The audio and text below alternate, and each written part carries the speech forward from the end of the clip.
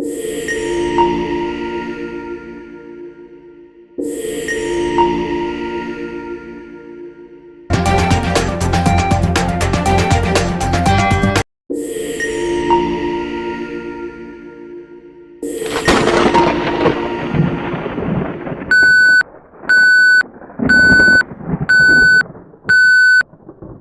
bukan kelompok dari kelompok minoritas tadi.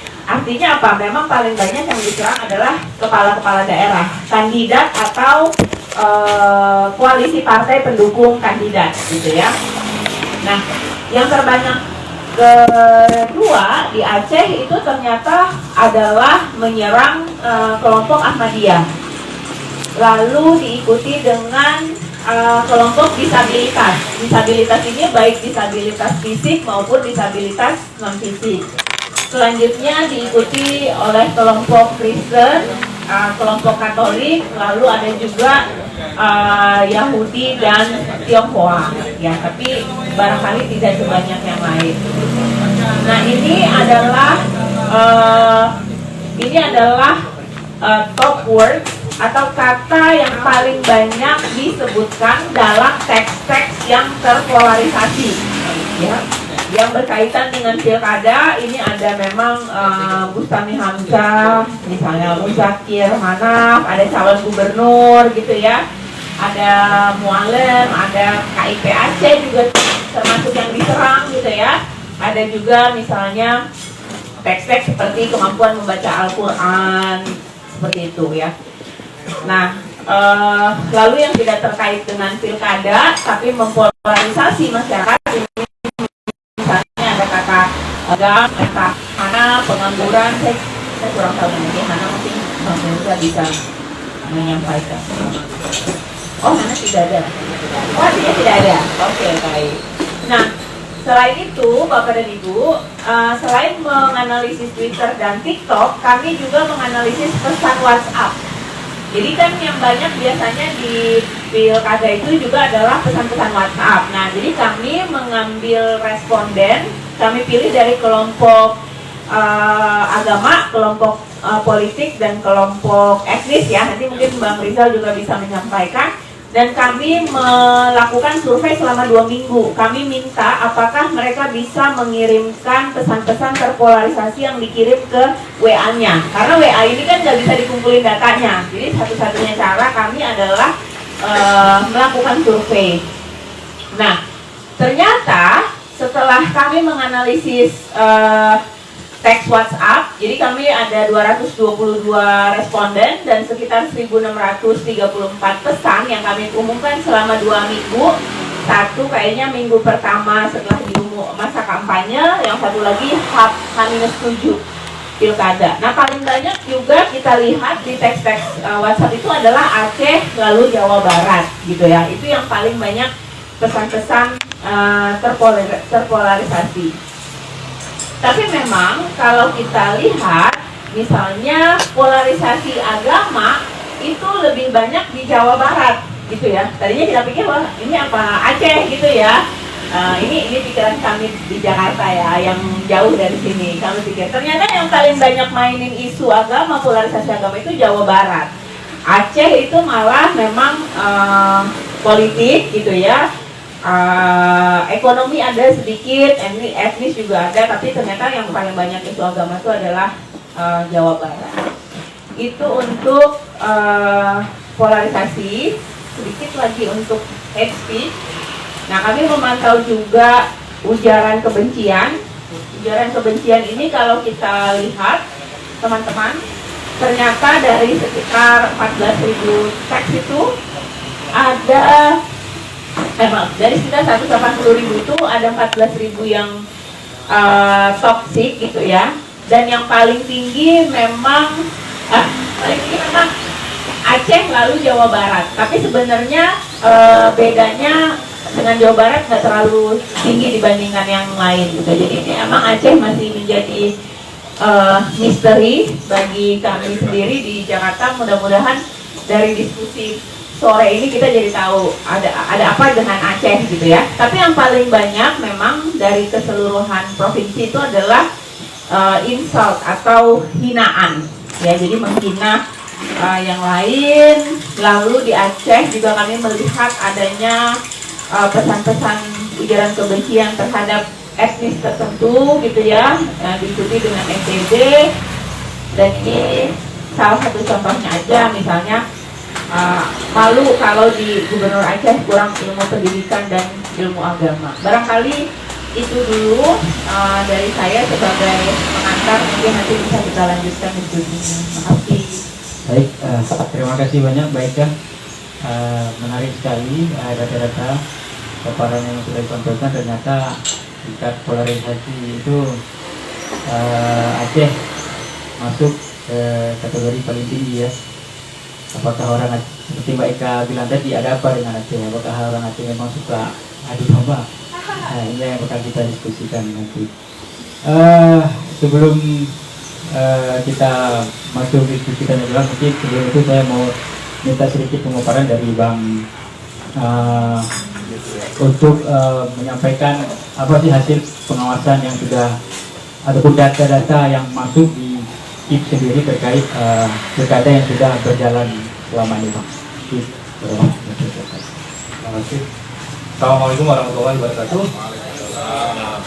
Puji syukur kehadirat Allah Subhanahu wa taala atas segala rahmat dan karunia-Nya. Hari ini kita masih diberikan kesehatan, umur panjang dan kesempatan sehingga bisa berdiskusi dan berbagi di tempat yang baru saja diresmikan dari tadi. Grand opening warung kopi Sirna Gali.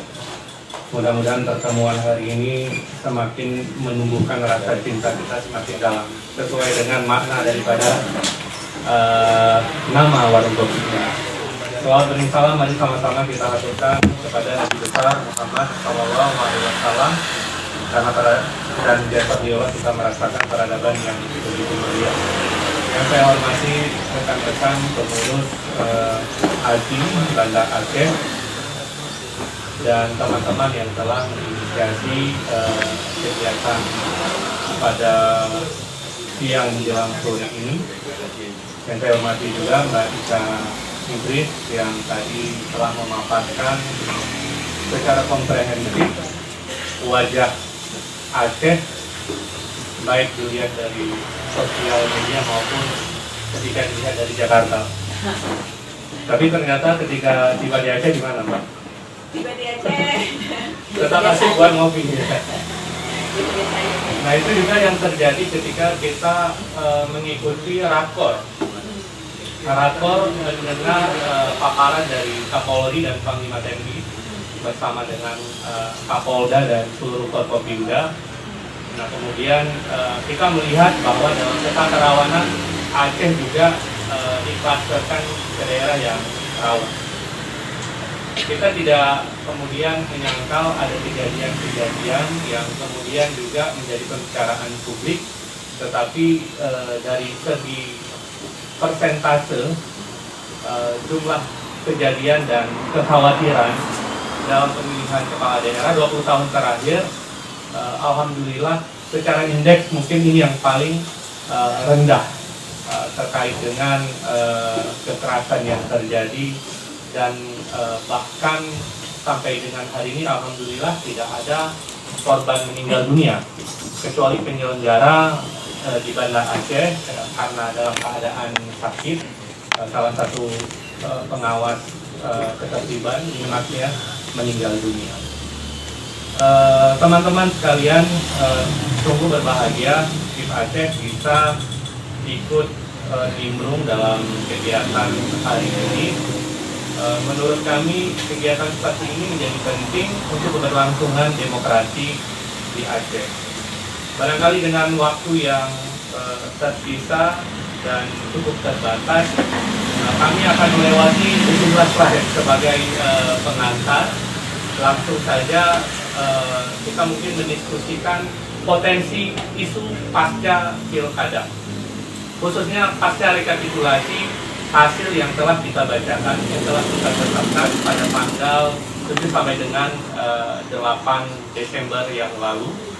Kita melihat ada dua hal yang penting pasca rekapitulasi hasil kemarin. Yang pertama adalah potensi sengketa perselisihan hasil pemilihan kepala daerah.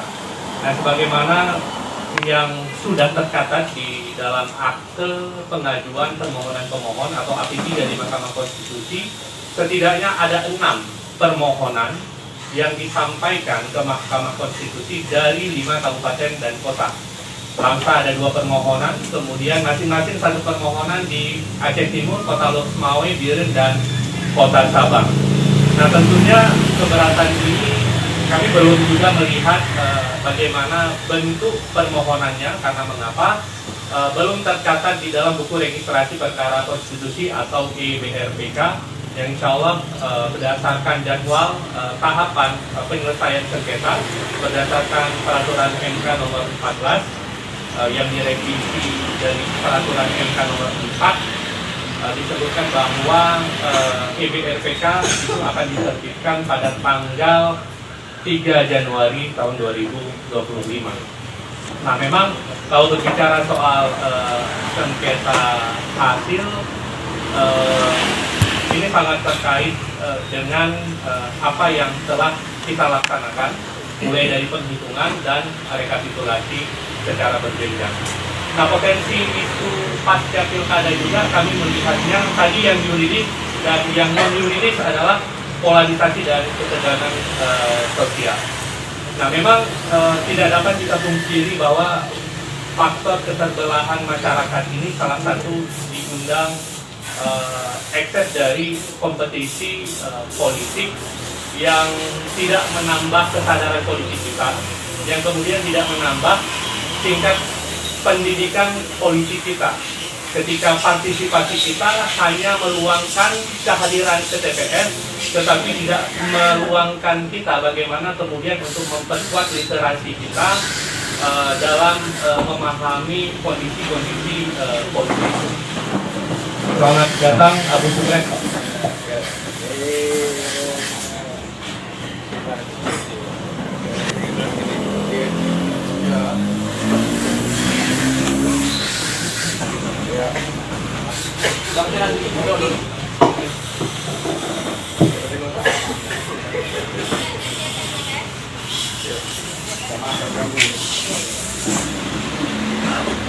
Izin lanjut, Abu. Nah, bahwa memang apa yang terjadi fenomena sosial yang salah satunya tadi secara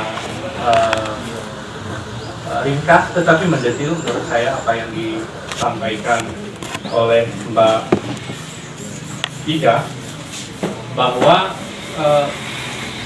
faktor-faktor kemudian atau fenomena-fenomena ujaran kebencian dan kemudian polarisasi yang terjadi ini juga mendapatkan atau kami menerima data tersebut dari BPSN secara langsung 1 hari sebelum hari pemungutan suara pada tanggal 26 November yang lalu.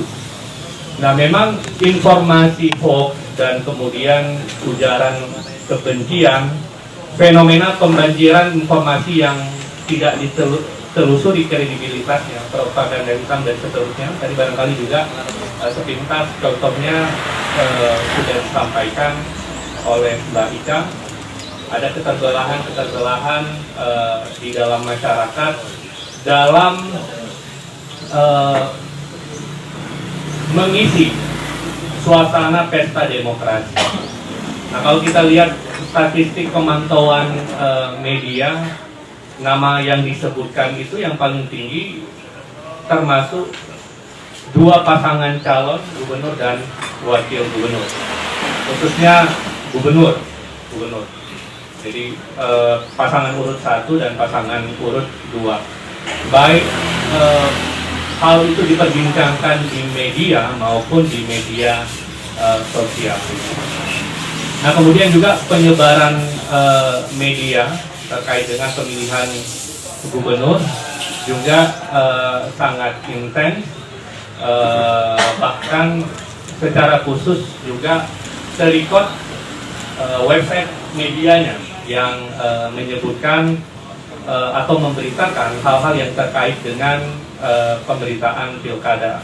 Nah, kemudian juga dalam pengawasan siber pilkada Aceh itu memang ditemukan ada beberapa isu yang menonjol, ada 9 isu yang menonjol terkait dengan pengerusakan APK, pelanggaran kampanye, netralitas ASN, teror dan serangan kepada relawan, isu negatif terhadap peserta pemilu, kericuhan, gangguan informasi, propaganda hitam, untuk memilih kotak kosong, dan kemudian juga hal-hal yang terkait logistik.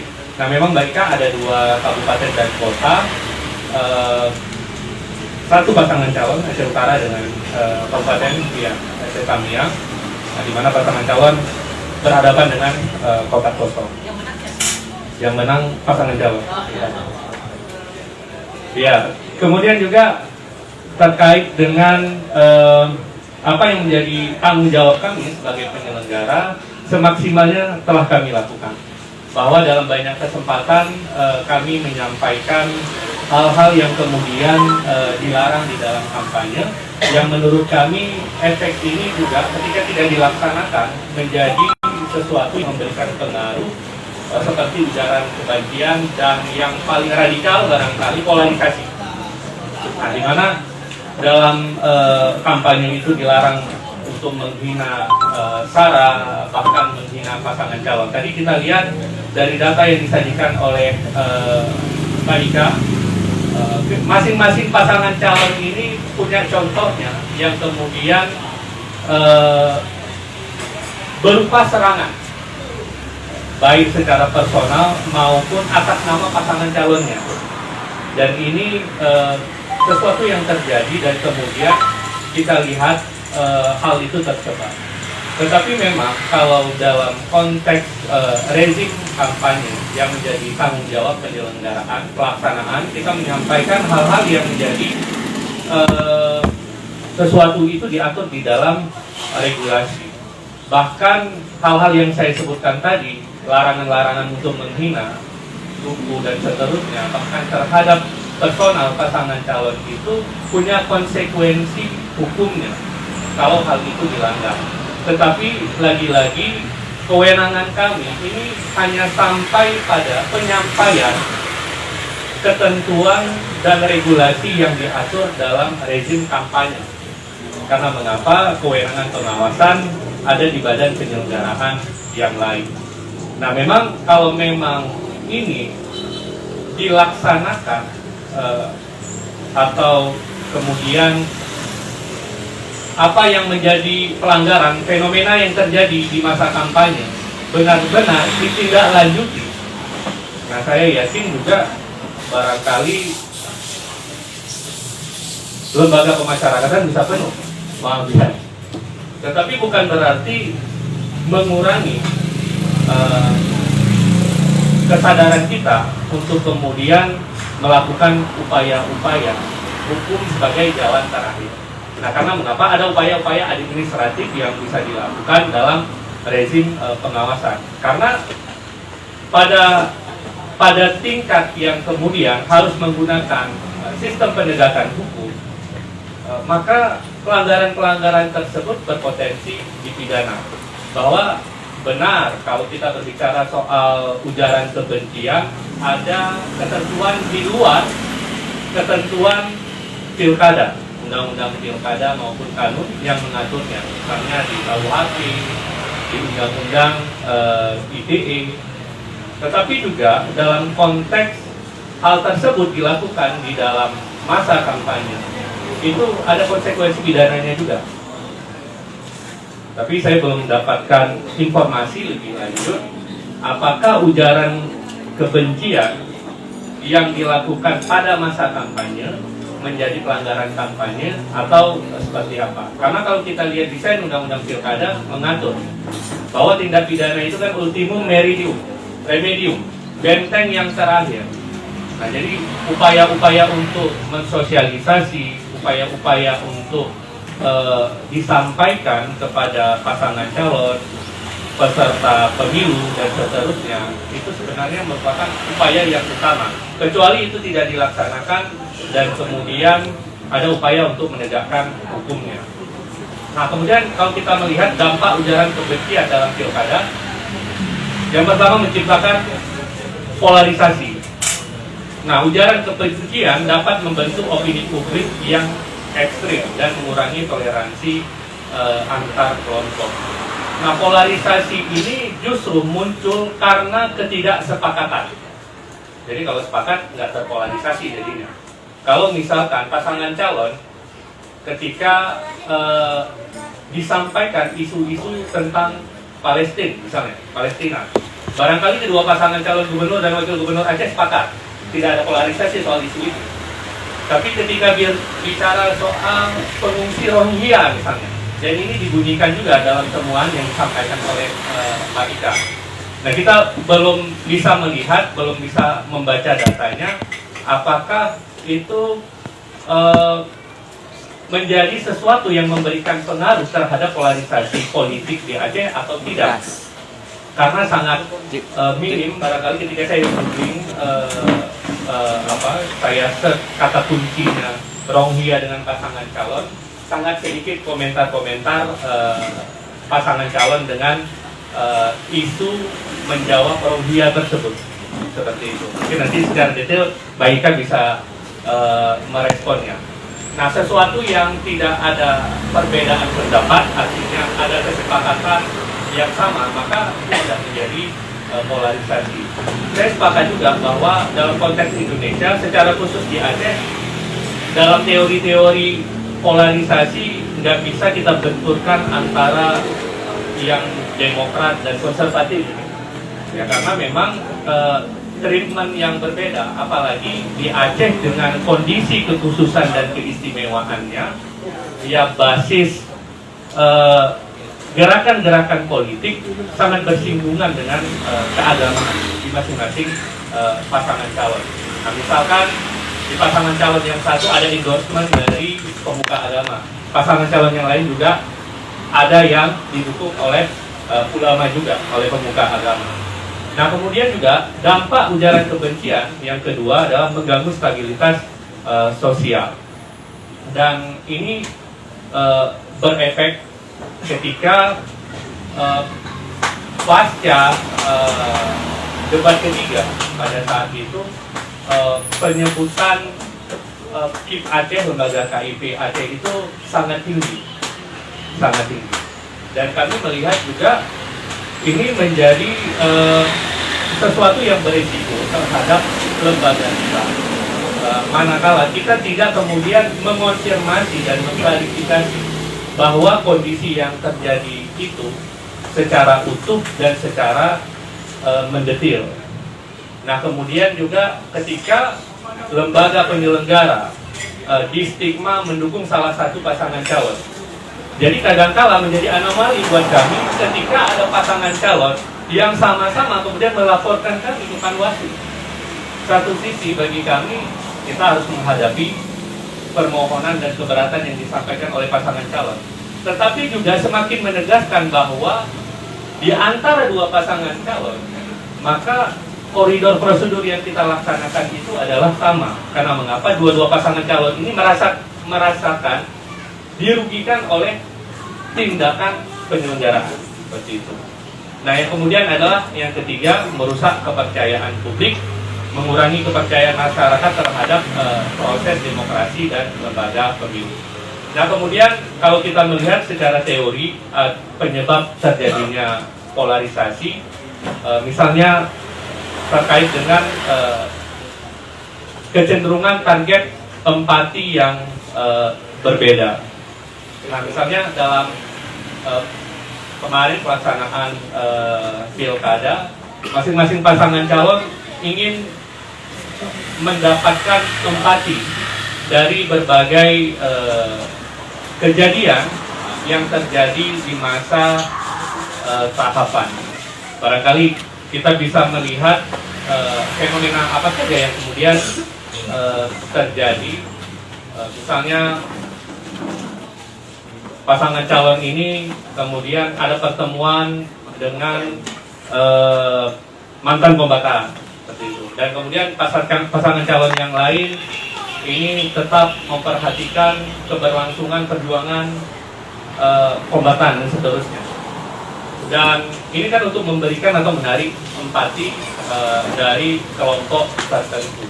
Tetapi memang yang idealnya adalah setiap kelompok ini merasa diwakili oleh kepentingan program yang diusung oleh pasangan calon. Jadi tidak hanya kelompok besar dan tidak hanya kelompok kecil. Yang kemudian atribusi ideologis. Tadi misalnya ada yang mengusung perjuangan yang berkelanjutan, kemudian ada yang mengusung perubahan misalnya. Nah ini bisa menjadi faktor pencetus juga terhadap polarisasi. Nah kemudian yang terakhir adalah moralitas. Moralitas bukan saja yang terkait dengan kasih sayang. Jadi kalau di Amerika itu mereka yang front demokrat itu memandang setiap kebijakan itu pada sisi kemanusiaan. Artinya kebijakan itu menunjukkan nilai kasih sayang atau tidak.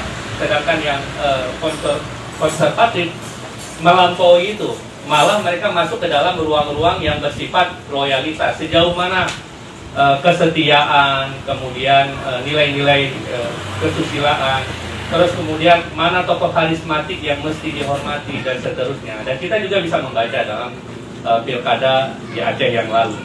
Dan yang terakhir, bagaimana upaya mengatasi? Kalau kita menggunakan teori yang sederhana yang disampaikan oleh sistem hukum, ada 3 hal. Secara struktural, ada kewajiban yang mesti kita tunaikan dan kemudian mesti kita perkuat lebih kuat lagi dari apa yang telah kita laksanakan hari ini.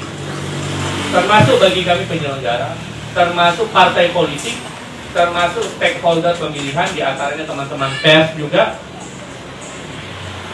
untuk melakukan sosialisasi dan pendidikan pemilih.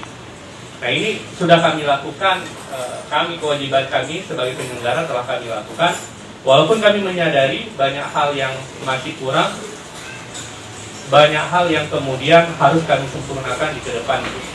Dan kemudian juga tanggung jawab ini adalah tanggung jawab dari partai politik juga. Bagaimana melakukan pendidikan bagi pemilih dan bagi internal partai politik itu sendiri. Hari ini kita membayangkan bahwa begitu banyaknya tokoh politik yang ada di Aceh, tetapi sedikit yang memberanikan diri untuk mencalonkan diri. Nah, sehingga efeknya apa? Efek polarisasi. Jadi ketika ketidaksiapan, jadi bukan hanya proses penyelenggaraan, tetapi juga kemudian ada tanggung jawab bersama yang menurut saya di situ penting juga, ketika partai politik juga membiarkan, dalam tanda kutip membiarkan terjadinya polarisasi dengan hadirnya 2 pasangan calon. Padahal kita lihat orang-orang di belakang partai pengusung 01 misalnya, itu luar biasa tokoh-tokoh politik yang cukup senior. Partai pengusung nomor urut 2 misalnya, juga tidak sedikit tokoh-tokoh politik yang luar biasa. Tetapi kesadaran tadi yang kemudian atau kewajiban dari institusi partai politik yang barangkali juga memiliki pertimbangan yang lain selain pertimbangan elektoral gitu ya. Dan itu akhirnya menghadirkan pasangan calon yang mengundang polarisasi di tengah-tengah masyarakat. Yang kedua, secara substansi dibutuhkan penguatan terhadap regulasi pilkadanya sendiri. Meskipun di dalam rezim kampanye kita mengatur hal-hal yang dilarang, termasuk untuk menghina pasangan calon dan kemudian mendebat fitnah dan seterusnya. Meskipun secara umum itu rezim tindak pidana yang kemudian bisa didalilkan dengan delik yang diatur di KUHP atau Undang-Undang ITE. Nah kemudian juga untuk lembaga yang memiliki kewenangan untuk mengawasi penyelenggaraan ini bisa melakukan pengawasan yang sifatnya kolaboratif dan partisipatif. Dan yang ketiga, dalam perspektif kultural, bagaimana meningkatkan kesadaran politik kebangsaan, kepentingan keputusan dan keistimewaan Aceh, dan kemudian kita semua menyadari bahwa kontestasi politik ini sifatnya periodik. Dan kemudian keberlangsungan Aceh ini sesungguhnya ada ketika kita mampu menyadari setiap langkah dan ikhtiar kita dan usaha politik kita adalah untuk kepentingan bersama. Dan yang terakhir saya mengutip ada kutipan dari Jennifer McCoy. Dia menulis soal polarisasi. Dia menyatakan bahwa polarisasi yang cukup parah itu membuat demokrasi itu semakin rentan. Nah, sehingga ketika demokrasi itu didiagnosa dia semakin sakit atau semakin sehat, maka kematian terhadap hak-hak politik semakin dekat. Barangkali itu yang bisa saya sampaikan sebagai pengantar saja. Terima kasih untuk semuanya. Saya kira Assalamualaikum warahmatullahi wabarakatuh. Waalaikumsalam. Terima kasih kepada Bang Mirza. Mungkin sinkron ya yang disampaikan Bang Mirza dengan Mbak Ika tadi, sehingga kenapa polarisasi itu cukup kuat terjadi. Mengingat sudah hampir memasuki waktu sholat asar, apakah kita break dulu Abu atau kita lanjut? Ya kan? Oh, baik. Jadi kita lanjutkan saja kepada Abu. Mungkin pilkada ini kan sudah selesai ya Bu. Bagaimana menurut kacamata Abu sebagai tokoh agama melihat proses yang sudah berlangsung selama ini? Baik, Assalamualaikum warahmatullahi wabarakatuh.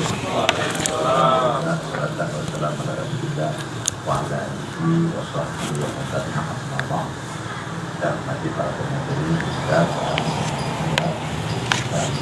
seluruh hadirin dan hadirat yang berhadir apa yang kita lakukan pada malam ini itu bagus sekali, karena dalam rangka mengevaluasi dan melihat apa yang sudah terjadi di pilkada yang lalu, menjadi pembelajaran bagi kita semua untuk melangkah ke depan yang lebih baik di setiap memang politik yang akan kita hadapi ke depan, kalau Allah masih memberikan kita umur saja. Kalau terkait dengan apa yang telah disampaikan tadi, ujaran kebencian, dan ini memang sebuah keanehan kalau kita mengikuti perkembangan yang di semacam penelitian yang telah dilakukan oleh teman-teman, bahwa ternyata Aceh, Sumatera Barat yang terkenal dengan nilai-nilai agamanya kuat, tapi ujaran kebencian dan hal yang terkait dengan ghibah di media ini sangat meningkat di dua provinsi tersebut.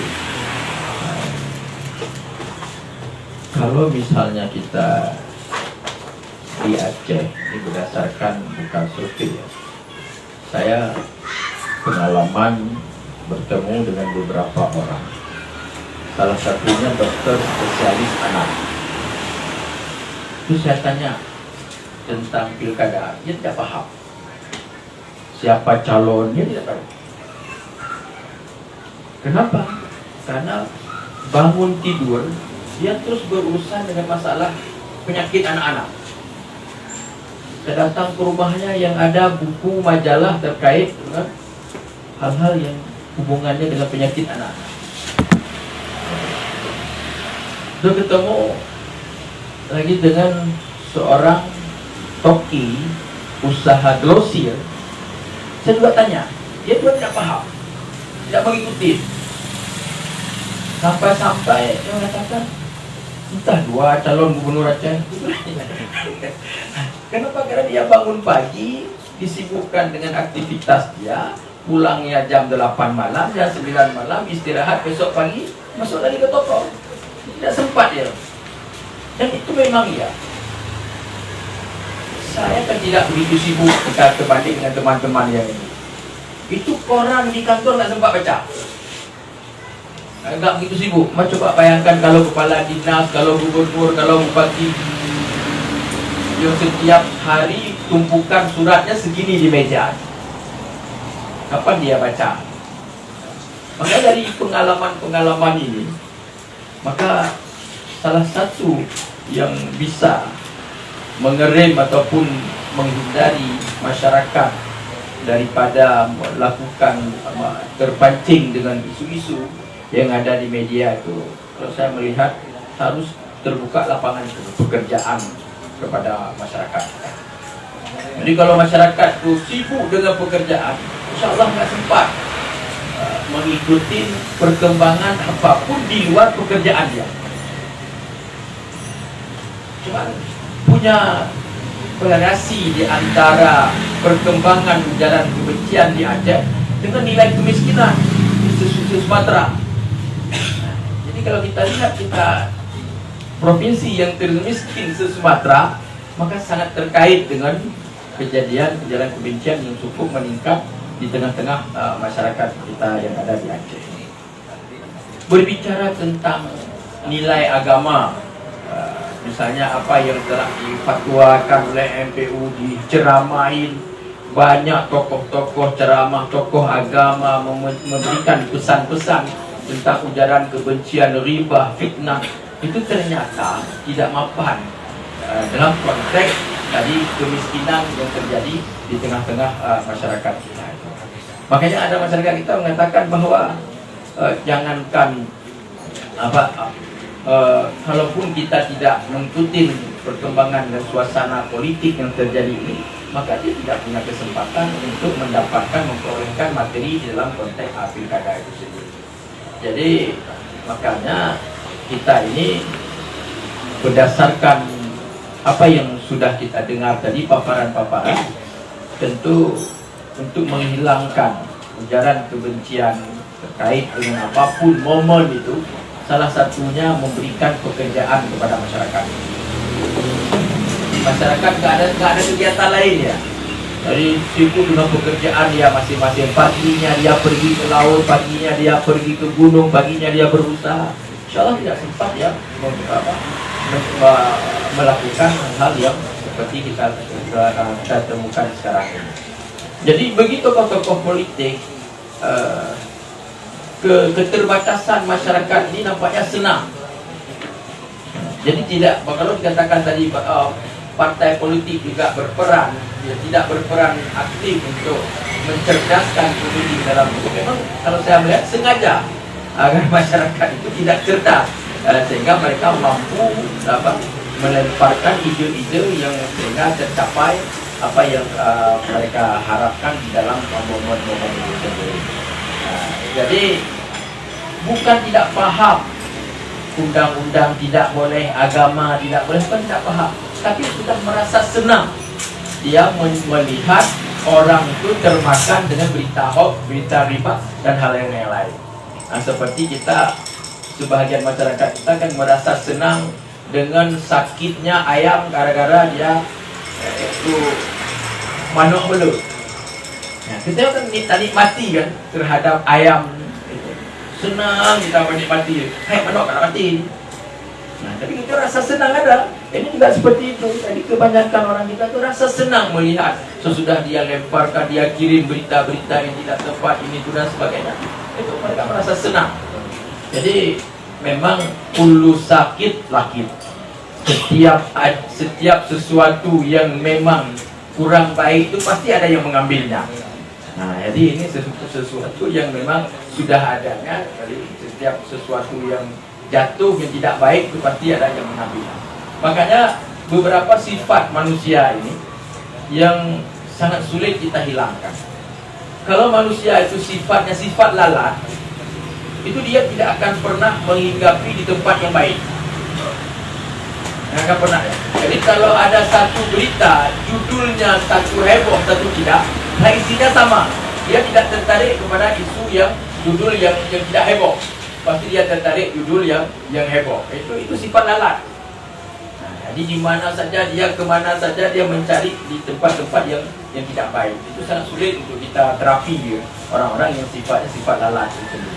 Jadi maka kita bukan tadi kita sebutkan bahwa nilai-nilai agama di tengah-tengah masyarakat kita tidak lagi mapan untuk menertibkan isu-isu riba di dalam momen-momen tertentu, tetapi karena tadi faktor kemiskinan. Jangankan masalah riba, Itu Rasulullah telah mengatakan dalam satu hadis apa mengatakan bahwa kada ayyakunal fakir kufran, bahwa kefakiran itu dekat sekali dengan kekufuran. Jadi kalau riba itu tidak kufur. Kalau riba tidak kufur dia, hanya dosa besar. Tetapi melalui kemiskinan itu sangat berdekatan orang itu untuk menjadi dia keluar daripada Islam. Jadi makanya kalau miskin terkait dengan riba itu sangat enteng dalam pandangan orang. Tapi jangankan dengan riba sendiri, tapi tadi dengan kekufuran keluar daripada Islam, maka tidak menjadi masalah bagi mereka. Kita temukan beberapa saudara-saudara kita di daerah-daerah perbatasan itu karena faktor kemiskinan dia berpindah akidah. Faktor kemiskinan itu berpindah akidah. Jadi kalau akidah saja bisa berpindah, apalagi masalah riba. Makanya salah satu hal yang perlu ke depan ini adalah bagaimana kita mendorong pemerintah yang baru ini agar mampu memberikan lapangan pekerjaan kepada seluruh kepada masyarakat kita. Kalaupun seluruh tidak bisa, tetapi terus upaya-upaya ini perlu kita dorong, dan sudah pilkada ini sudah usai. Nah, tinggal kita lakukan kajian-kajian ini untuk menjadi pembelajaran dan hal-hal yang perlu kita pikirkan di momen-momen yang akan datang. Jadi bukan hanya sekarang masalah pilkada terlalu besar, tapi pilkades juga sekarang ini itu memunculkan juga isu-isu yang bermacam-macam di media. Bahkan bukan di media, di tembok-tembok tertulis itu hanya untuk seorang kepala desa sekarang ini. Jadi ini sesuatu yang memang luar biasa. Jadi tadi kita sebutkan yang setiap kampung itu ada halalah, yang pasti dia itu akan mencari tempat-tempat yang tidak baik.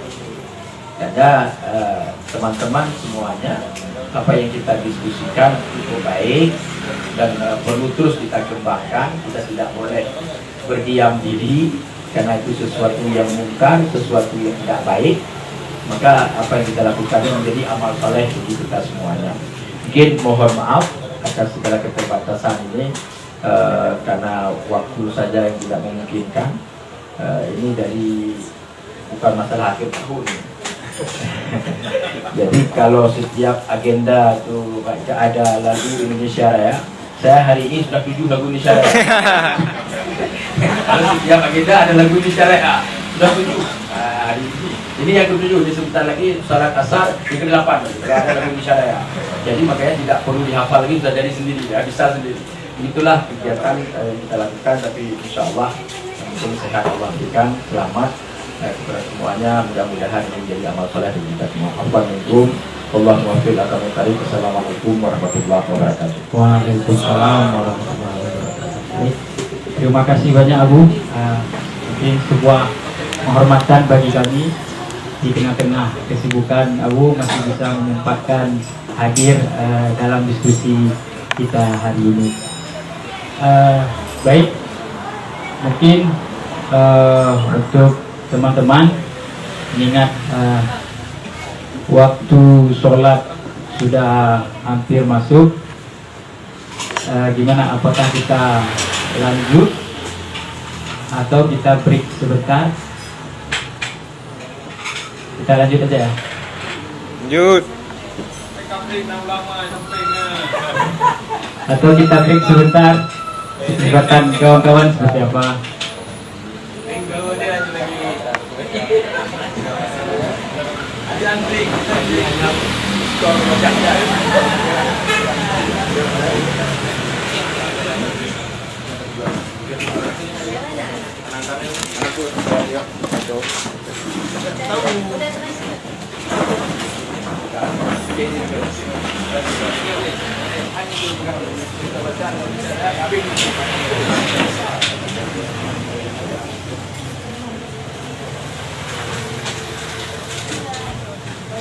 Gawat. Ini luar biasa. Itu.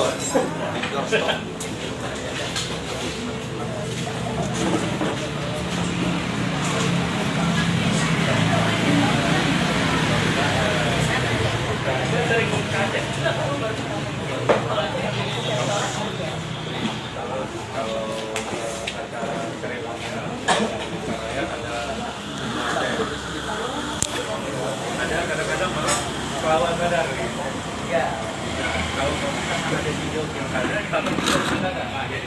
Chẳng thấy đâu. Đây này.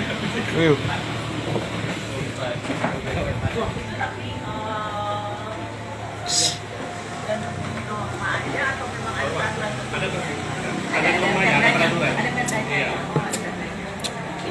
Kanun. Kalau kita di sini memang kanun. Peraturan daerah, deskripsikan peraturan daerah.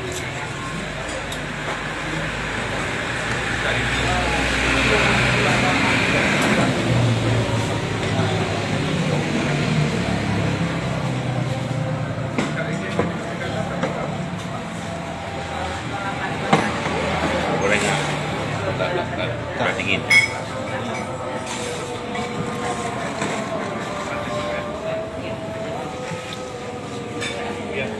Boleh.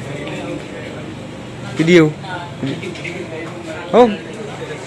Ada dia ke?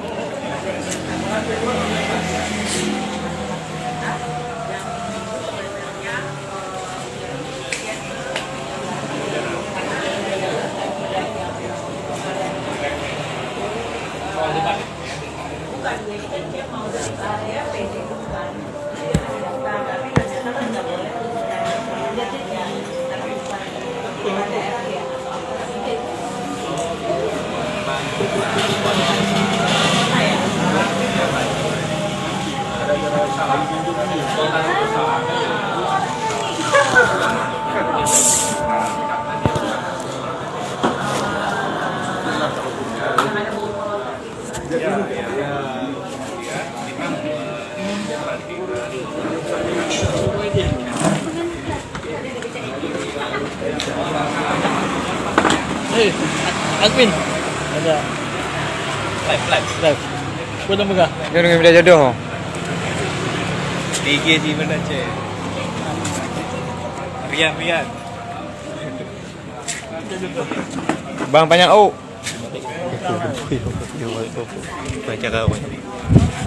Acara hari ini buat Koko. Hari ini acara. Mas bisa dijelaskan tentang kegiatan hari ini, Mas? Selain apa nih? Ada grand opening apa nih Mas Koko? Acara hari ini? Lagi beri. Lagi beri. Boleh ngomong.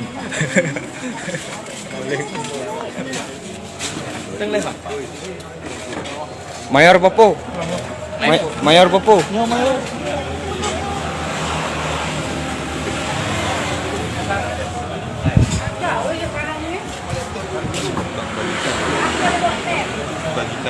Demi kawahan apa nih enggak?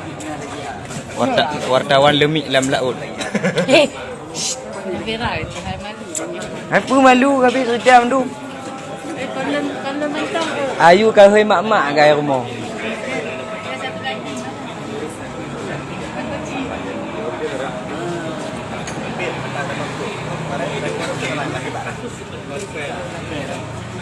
Gawat kali bang ni banyak ahli api dia. Mana ada ni powerbank? Ini HP ku. Bang ni lagi cari jodoh ni.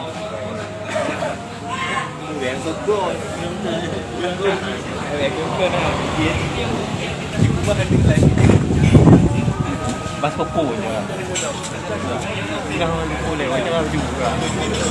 Apa dulu? Kau punya aku perhentikan tanggung dah. Lanjut.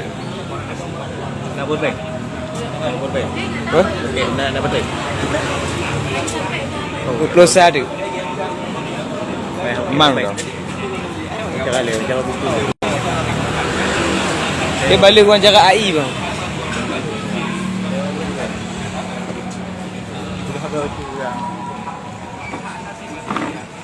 Balik orang cara AI no. Tengah leh bang. Segala le Haji Jak Haji Jak kita mong. Lalu siapa? Dia ni Kim. Gila dah. Siapa tu nama? Oh le tu roti tu guys. Oh, Tang Haji Jak le Rian. buat langsung. Rian.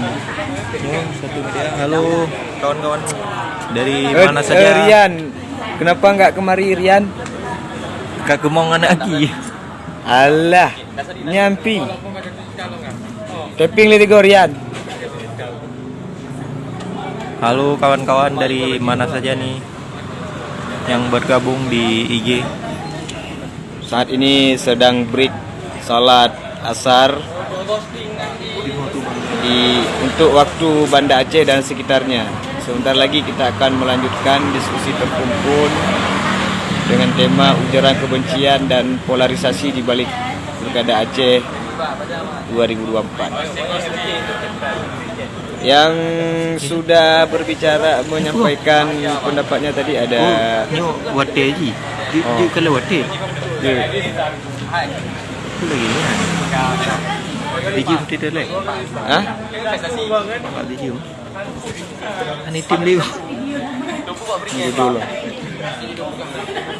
Tengok batinya menjaga pegat Haji Top, nonton buka judul ni, kau ubah judul ni, nonton diskusi terkumpul.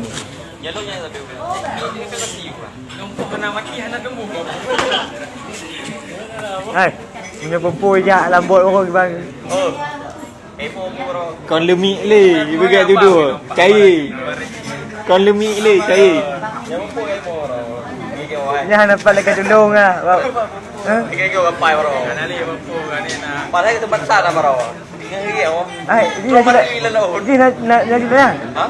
Ini nak jelas. Sep. Meja. Tinggal gigi umur temu no. Kan tempat tak rumah dia no. Yalah, ya apa mungkin. Baik.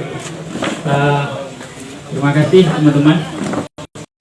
Mungkin yang masih di belakang mengisi kursi yang masih lagi di depan. Sekarang kita masuk ke sesi diskusi. Namun buat teman-teman mungkin yang pengen salat, kita di belakang sudah menyediakan sholat. Untuk bagi yang teman-teman mau ini sholat dulu bisa langsung ke belakang di kantor Haji Banda Aceh. Bisa juga Pak langsung dulu. Baik, tadi Bang Mirza sama Mbak Ika sudah memaparkan data terkait polarisasi dan ujaran kebencian. Di sini kita lihat tadi memang sinkron ya, sehingga kenapa penyebab polarisasi di Aceh itu juga tinggi. Namun tadi ketika hadir Lin juga hadir Abu juga menarik. Ternyata polarisasi ini salah satu faktornya juga karena kemiskinan, sehingga banyak yang menganggur. Jadi termakan dengan ajakan provokasi mungkin untuk mengikuti untuk menjelekkan ini buat teman-teman kita diskusi seperti biasa, teman-teman Kawai Haba Demokrasi Aceh, kita diskusi seperti biasa. Mungkin ada yang ingin disampaikan, apa sih catatan-catatan yang sudah ditemukan selama ini terkait dengan polarisasi dan ujaran kebencian hasil pemantauan kita bersama. Ya, kepada abang-abang, kakak yang di belakang, ada yang ingin disampaikan ataupun ditanyakan kembali ke narasumber, saya persilakan. Atau kalau nggak ada mungkin ya menanggapi dulu, atau bisa ditambahkan lebih detail lagi dari data tadi Mak. Ya. Jadi tadi ini sekalian promosi ya teman-teman, kalau mau lihat dashboard pantauannya silakan masuk ke websitenya aji.or.id. Di situ kita ada pantauan pilpres dan ada pantauan pilkada, ada dashboardnya di situ. Lalu juga teman-teman jika memang nanti ingin, utamanya teman-teman jurnalis ingin meminta data khusus untuk Aceh, itu nanti bisa kami berikan. Tapi memang kesepakatan dengan Aji adalah ini untuk peliputan. Jadi kalau ada jurnalis / konsultan politik kita nggak bisa kasih. Nah, menambahkan terkait dengan polarisasi ini menarik ya. Jadi pertama gini, tadi kalau kita lihat itu ada 171.500 teks ya teman-teman, ini di Twitter dan TikTok. Indonesia itu adalah pengguna TikTok nomor 1 di seluruh dunia. Bahkan kita mengalahkan Amerika Serikat, jadi kita paling banyak. dan kita sudah melihat bagaimana efektifnya platform ini untuk memanipulasi citra di Pilpres kemarin, gitu ya. Yang mau saya sedikit barangkali saya menanggapi dulu ya. Jadi tadi memang untuk menegaskan kembali, memang yang kalau kita lihat kandidat tentu dia tidak akan berani menggunakan ujaran kebencian atau pesan-pesan terpolarisasi. Tapi data kami ini adalah data caption text dan data komentar. Yang paling banyak itu justru sebenarnya di komentar-komentar. Kadang-kadang kandidat itu cuma posting video dia lagi kampanye di mana gitu ya. Sebenarnya video biasa aja gitu ya. Tapi kalau kita lihat komentarnya, jadi yang kita scraping itu adalah komentar. Kenapa komentar menjadi penting, teman-teman? Jadi ini berkaitan dengan ada konsep namanya participatory propaganda. Jadi propaganda kalau zaman dulu ya, itu kan pakai media massa yang resourcesnya banyak gitu ya. Nah hari ini dalam konteks digital sebenarnya propaganda itu berusaha agar audiens kita ini juga mau turut menjadi bagian dari propaganda gitu ya. Baik kita menyebarkan pesan, mendukung pesan propaganda gitu ya. Sehingga sebenarnya pesan-pesan itu terinternalisasi dan tersosialisasi dari postingan-postingan, story-story yang ada di masyarakat. Saya mau mundur sedikit ke 2017 dan 2019. 2017-2019 tanpa kita pertanyakan lagi, kita semua merasakan bahwa terjadi polarisasi agama waktu itu ya. 2017 karena memang ada Pilgub DKI yang walaupun sebenarnya level pemilihan daerah tapi efeknya nasional gitu ya. Lalu 2019 ada juga polarisasi agama. Waktu itu kami juga menganalisis. Jadi kita mau memprediksi waktu itu teman-teman. Kenapa kita sampai di sini? Jadi waktu itu kami mau memprediksi apa narasi demokrasi Indonesia di Pilpres 2024. Jadi kita ambil tuh semua ya. Jadi kita ambil semua data di 3 event. Jadi event revisi Undang-Undang KPK, revisi Omnibus Law, pembuatan Omnibus Law, dan waktu itu Pancasila versus Islam versus Pancasila. Dan ternyata narasi yang paling besar itu adalah Islam versus Pancasila. Dan narasi itu tersosialisasikan di postingan-postingan mulai dari gaya hidup gitu ya. Mulai dari misalnya ini celananya kurang cingkrang atau gaya hidup lah, gaya hidup artis gitu ya, sampai ke isu-isu kebijakan. Itu dia terinternalisasi di digital, mengajak semua orang berpartisipasi untuk menghidupkan narasi itu, sehingga waktu itu kita nebak gini, ini pasti 2024 narasi yang dimainkan adalah narasi Islam versus Pancasila. Ya kan? Kita udah berani memprediksi waktu itu, tapi ini kena hama wereng nih. Ini udah kita wah ini udah dipupuk, dirawat dengan baik, ini tinggal panen 2024 gitu ya. Tapi kena hama wereng waktu Anies join dengan Caimin ya. Jadi nggak berlaku tuh narasi itu. Nah, lalu kita melihat lagi apa sih yang mempolarisasi masyarakat? Kenapa menganalisis teks di media sosial itu penting? Karena sebenarnya kita bisa melihat story-story itu gitu ya, sentimen-sentimen itu dari media sosial, utamanya juga TikTok. Dan memang yang kita lihat kemarin banyak yang ngomong gini, kita nggak terpolarisasi waktu 2019 gitu ya. Sebenarnya salah. Kita itu jauh lebih terpolarisasi di 2024, paling tidak menurut data berdasarkan percakapan media sosial. Jadi kami membandingkan dengan data CSIS. CSIS adalah policy think tank di Jakarta. Mereka mengambil data di 2019, lalu kami analisis dengan data kami dan kami bandingkan. Ternyata memang kita jauh lebih tinggi presentasi teks polarisasinya itu di 2024 Tapi teman-teman, polarisasi kita adalah polarisasi politik, bukan polarisasi agama. Kalau polarisasi agama itu lebih gampang dirasakan karena tinggal apa? Kalau polarisasi agama tinggal ngafir-ngafirin orang atau dasar lo kafir gitu ya, dasar lo domba-domba itu sesat gitu ya. Itu kan, dan itu dogma ya. Dogma itu kan gak semua orang berani untuk berargumen. Tapi ketika polarisasi politik, pro politik dinasti dan kontra politik dinasti, itu kan susah ya mencerna aturan-aturan MK itu susah gitu ya. Tapi sebenarnya orang tidak setuju dengan ada yang setuju, ada yang nggak setuju, jadi sangat terpolarize gitu. Sehingga kami melihat bahwa kalau teman-teman ikutin, kita punya political events yang besar, yaitu peringatan darurat. Peringatan darurat itu apa sih ininya? Hadir karena apa? Ada ingat nggak? Peringatan darurat itu pecah karena apa? RUU. Hah?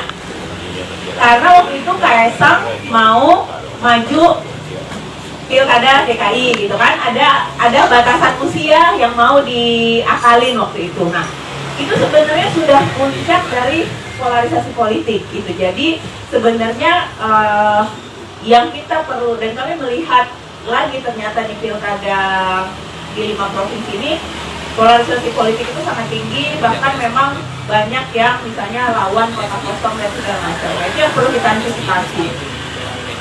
Lalu sedikit menanggapi tadi Abu ya, sebenarnya sudah banyak penelitian yang menghubungkan antara polarisasi, tapi bukan dengan tingkat kemiskinan sebenarnya, tapi income inequality. Jadi gap penghasilan. Kalau gap penghasilan di sebuah daerah itu sangat tinggi, gitu ya, itu biasanya berkorelasi positif dengan polarisasi. Jadi kalau kita melihat di masyarakat sehari-harinya gitu ya, bahwa gap antara si kaya dan si miskin itu sangat tinggi, itu biasanya akan cenderung lebih terpolarisasi. Makanya kalau kita melihat misalnya di Amerika Serikat, yang menjadi sasaran untuk polarisasi itu kan pas Donald Trump sebelumnya kan adalah imigran, ya kan, mau bangun tembok gitu kan, biar imigran nggak bisa masuk gitu, karena ya memang terlihat bahwa kok imigran ini gampang cari kerja, dapat gampang kerja, padahal Amerika sendiri masih susah. Barangkali itu sih yang saya mau sampaikan. Terima kasih. Baik, terima kasih Mbak Ika. Mungkin saya mau coba ke Kak Gilang ya, karena Kak Gilang udah sampai. Ini dari Mafindo. Mungkin apa sih Kak catatan dari teman-teman Mafindo setelah proses pilkada ini berlangsung, khususnya terkait ujaran kebencian kita di Aceh? Polarisasi apa yang paling tinggi menurut temuan Mafindo? Assalamualaikum warahmatullahi wabarakatuh. Menarik diskusi hari ini karena memang selama ini memang Mafindo Aceh bersama dengan kawan-kawan juga, kawan-kawan ID dan beberapa kawan-kawan lembaga lain itu juga melakukan pengecekan terhadap pemberitaan hoax yang beredar di Aceh. Karena kita memang di pemilu yang lalu, kalau kita bercerita pemilu yang lalu di pemilu legislatif dan presiden, itu tingkat polarisasinya juga sangat tinggi, hoaxnya juga sangat tinggi menyebar. Apalagi di pilkada ini, memang di Aceh ini di pilkada yang paling sangat kental nampak itu polarisasi ujaran kebencian di dua calon gubernur. Jadi memang itu sangat kental. Kalau kita lihat itu platform yang dipakai itu TikTok, WhatsApp, Facebook, dan itu sangat tinggi karena itu yang kita pantau di Mafindo sendiri. Dan juga selain itu juga memakai AI juga banyak yang sudah dipakai oleh buzzer yang menyuarakan tentang beberapa hal, misal dukungan misal contoh gitu, dukungan Anies untuk pasangan calon, dukungan Anies untuk itu AI Anies itu dipakai. Itu bisa dilihat misal di beberapa platform TikTok dan lain-lain seperti itu. Dan Mafindo sendiri, karena kita melihat memang ini membahayakan kepada tingkat masyarakat, Mafindo memang kan kerjasama dengan Google juga untuk ngomongi tentang Akademi Lansia, di mana kita menyasar lansia dan juga anak muda.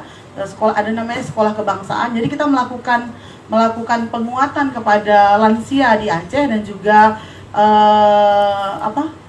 pemuda di Aceh dalam proses sebelum pilkada berlanjut, bagaimana mencegah hoax yang terjadi di masyarakat dan juga masyarakat bisa memilah informasi-informasi yang mereka dapat seperti itu. Jadi itu upaya yang kita lakukan seperti itu. Dan dari selain itu juga ujaran kebencian, penyebaran hoax dan lainnya itu sekarang juga sangat ini ya, di beberapa wilayah misalnya kayak di Aceh Utara, yang kita lihat Aceh Utara, di Biren itu juga sangat konflik antar masyarakatnya juga terjadi antara sesama masyarakatnya akibat ujaran kebencian terjadi dan hoax yang terjadi seperti itu. Itu konflik langsung ya? Iya, antara saling calon ya, kalau kita lihat. Jadi calon bukan cuma di media sosial ya? Bukan hanya di media sosial. Itu juga bentuknya terjadi. apa, Bu? Bentuknya ya, apa? Saling tidak mau. Misalnya kita bertanya nih dengan masyarakat yang ada, kita kan punya pendampingan dengan beberapa komunitas yang ada di wilayah masyarakat di Aceh Utara dan Biren. Kita melihat memang mereka tidak mau saling bertegur sapa karena berbeda pilihan, okay. Karena ujaran kebencian yang bukan tawuran gitu ya, bukan tawuran. Lebih seperti itu. Dan ini sebenarnya saya ingin bertanya sih sebenarnya dengan pas kali ini kan ada komisioner KIP kan sebenarnya seharusnya kan ada upaya yang dilakukan oleh KIP sendiri, karena kan di KIP kan cuma kita kan punya Gakumdu sebenarnya kan seperti itu. Apa sih sebelum ini kan sebenarnya beberapa lembaga, beberapa media juga kan sudah menyatakan bahwa tingkat ujaran kebencian di pemilu yang lalu tinggi, di menjelang pilkada juga tinggi kan gitu dia. Hoax juga tinggi di Aceh. Apa upaya yang dilakukan kan gitu dia? Upaya yang harus dilakukan oleh KIP sendiri seperti itu. KIP sendiri bersama dengan Gakumdu yang ada untuk melakukan pencegahan terhadap ujaran kebencian dan hoax yang menyebar, karena disayangkan gitu hal ini terus terjadi di Aceh. Apalagi kan sebenarnya Aceh sendiri kalau kita mau melihat punya kebijakan yang baik. Tadi Lem Faisal nggak menyampaikan, misalnya ada fatwa MPU yang ngomongin tentang hoax itu hukumnya haram dan itu berdampak kepada masyarakat. Itu harusnya dipakai sebenarnya dipakai oleh KIP sendiri, mensosialisasikan ke masyarakat, mensosialisasikan ke tingkat inilah kepada masyarakat agar mereka tidak terpolarisasi dengan ujaran kebencian dan hoax. Mungkin itu saja. Terima kasih. Ya, makasih Kak Gilang mungkin merespon langsung dari apa yang disampaikan Kak Gilang. Kami memang menyadari bahwa apa yang kita lakukan terkait dengan sosialisasi pendidikan pemilih mengalami keterbatasan yang barangkali tidak untuk kemudian berefek secara masif terhadap peningkatan kualitas berdemokrasi kita semua.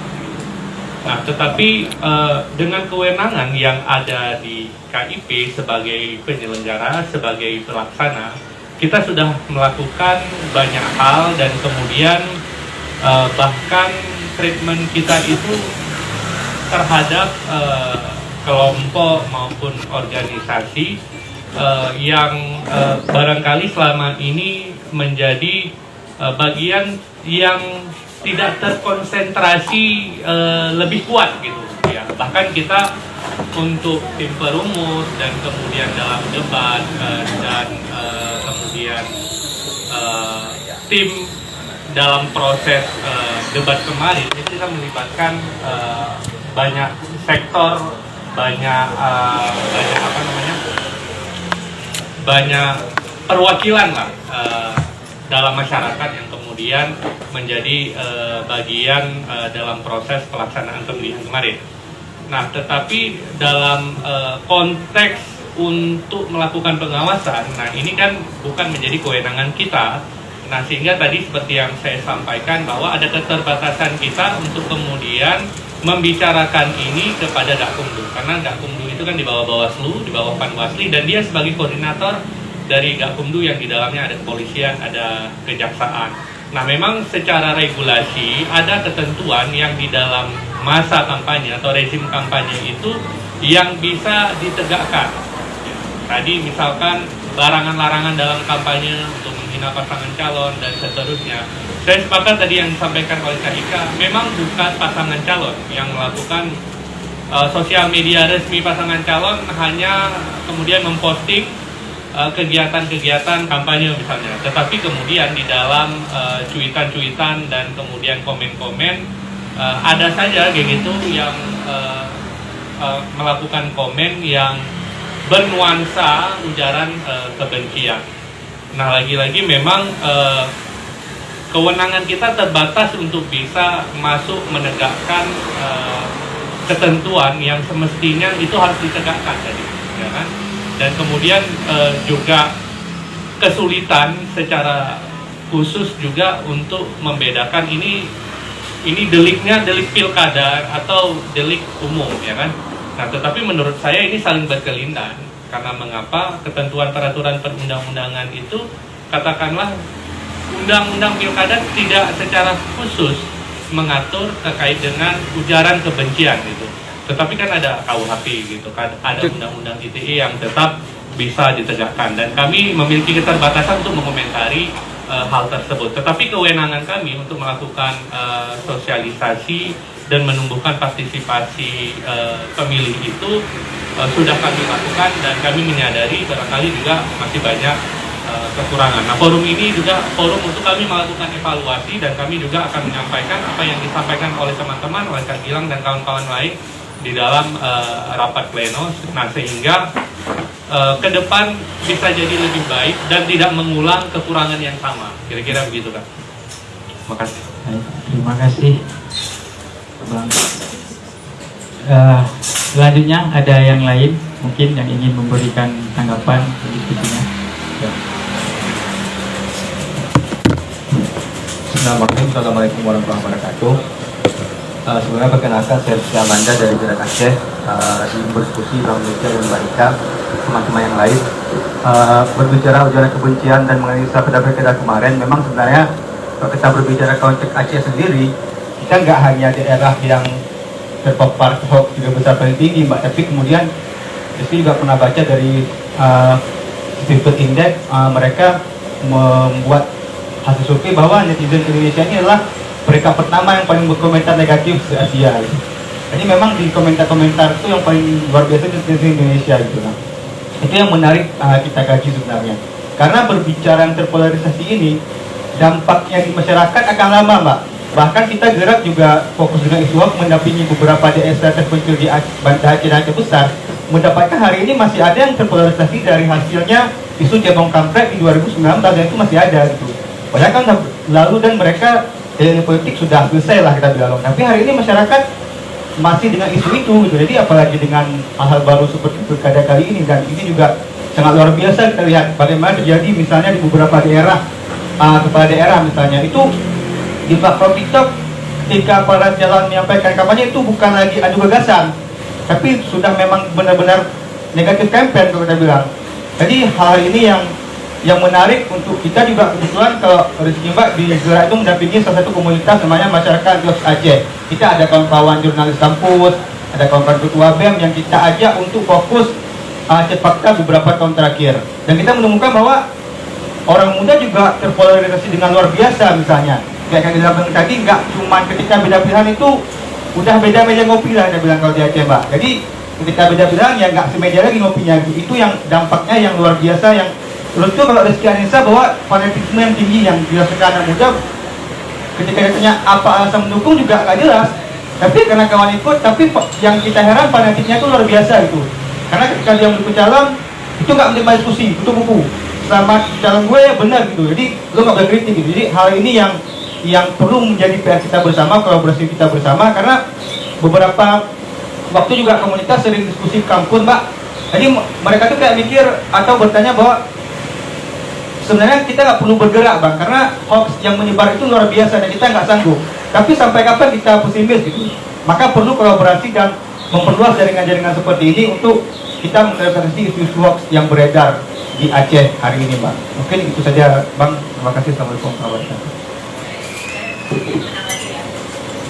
Baik, terima kasih. Saya merasakan frustrasinya Mas sebenarnya, gitu ya. Apa? Siapa tadi namanya? Mas Rizky, gitu ya. Apa Bang Rizky kalau di Aceh ya. Nah, pertama gini, ada dua yang mau, yang harusnya bertanggung jawab menurut saya, gitu ya. Pertama adalah elit politik kita sendiri, gitu ya. Sekarang apa sih model kampanye mereka, gitu ya, yang memang akhirnya berkontribusi terhadap pendidikan politik kita, gitu ya. Malah jangan-jangan misalnya kemarin saya bertemu dengan bagian pendidikan masyarakat KPK, Direktorat Pendidikan Masyarakat KPK, kita berbicara tentang pendidikan soal gratifikasi di tahun depan, gitu kan. Dan mereka kemarin mereka kemarin bikin kampanye gini, tolak serangan fajar, gitu kan. Saya malah lihat kalau saya jadi pemilih dengan kondisi yang kemarin, gitu ya, ngapain saya tolak, gitu. Karena opsinya juga nggak ada yang menurut saya sesuai dengan apa sih kemarin tuh di semua daerah, gitu ya. Opsinya tuh kita sudah ditentukan, gitu kan, either koalisi besar, gitu ya, Plus, atau yang memang dari dinasti politik, gitu. Jadi ketika kita nggak punya opsi yang bagus, itu menurut saya ngapain juga kita tolak, toh kita juga milih sama aja, gitu ya, kita nggak diberikan. Nah, lalu yang kedua menurut saya memang ada di strategi kampanye yang kemarin di Pilpres itu. Kemarin kalau kita lihat, gitu ya, ini saya udah pernah menulis sebenarnya, kita memang di politik kemarin itu hate speech berkurang, tapi yang paling banyak adalah positif toxicity. Itu sebenarnya toxic, pesan manipulasi, tapi dibungkus secara positif dengan video-video hasil AI, gemoy, nari-nari, gitu ya. Seolah-olah itu positif, tapi itu terinternalisasi ke kita, tapi nggak ada ruang untuk kita berdiskusi tentang kebijakannya dia, gitu ya. Kenapa saya bilang itu? Coba dibandingkan misalnya, ini saya bukan nggak move on ya, tapi coba dibandingkan apa yang dilakukan misalnya Ganjar dengan Anies dan yang dilakukan Prabowo Gibran waktu kampanye Pilpres 2024. Siapa yang paling membuka ruang untuk kita mengexercise, gitu ya, mengexercise pilihan-pilihan yang ada, gitu kan? Itu kan nggak dibuka ruang, gitu kan? Kita diajaknya nari-nari, terbuai ya. Gimana kita nggak menjadi netizen yang lebih emosional kalau memang kita disajikannya yang seperti itu, pertama.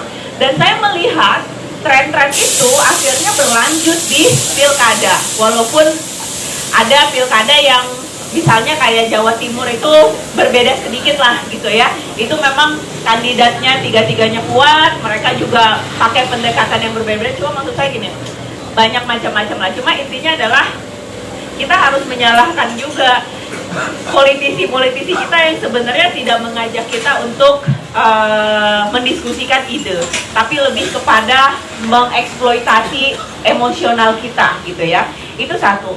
Yang kedua, menurut saya kita juga masih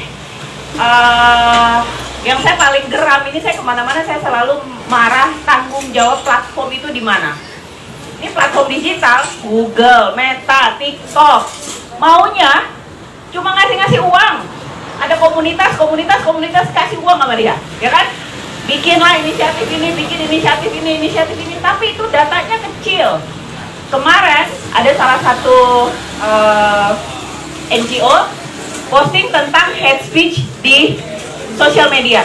Itu 300. Datanya Monex sama Aji itu 200.000.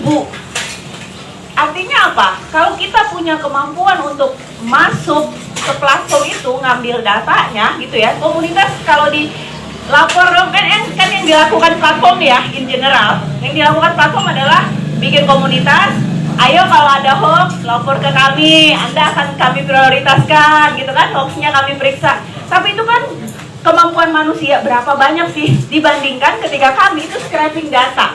Kita itu nggak punya data TikTok, kita nggak punya akses ke TikTok. Kita pengguna terbesar TikTok, tapi kita nggak dibukain data sama TikTok.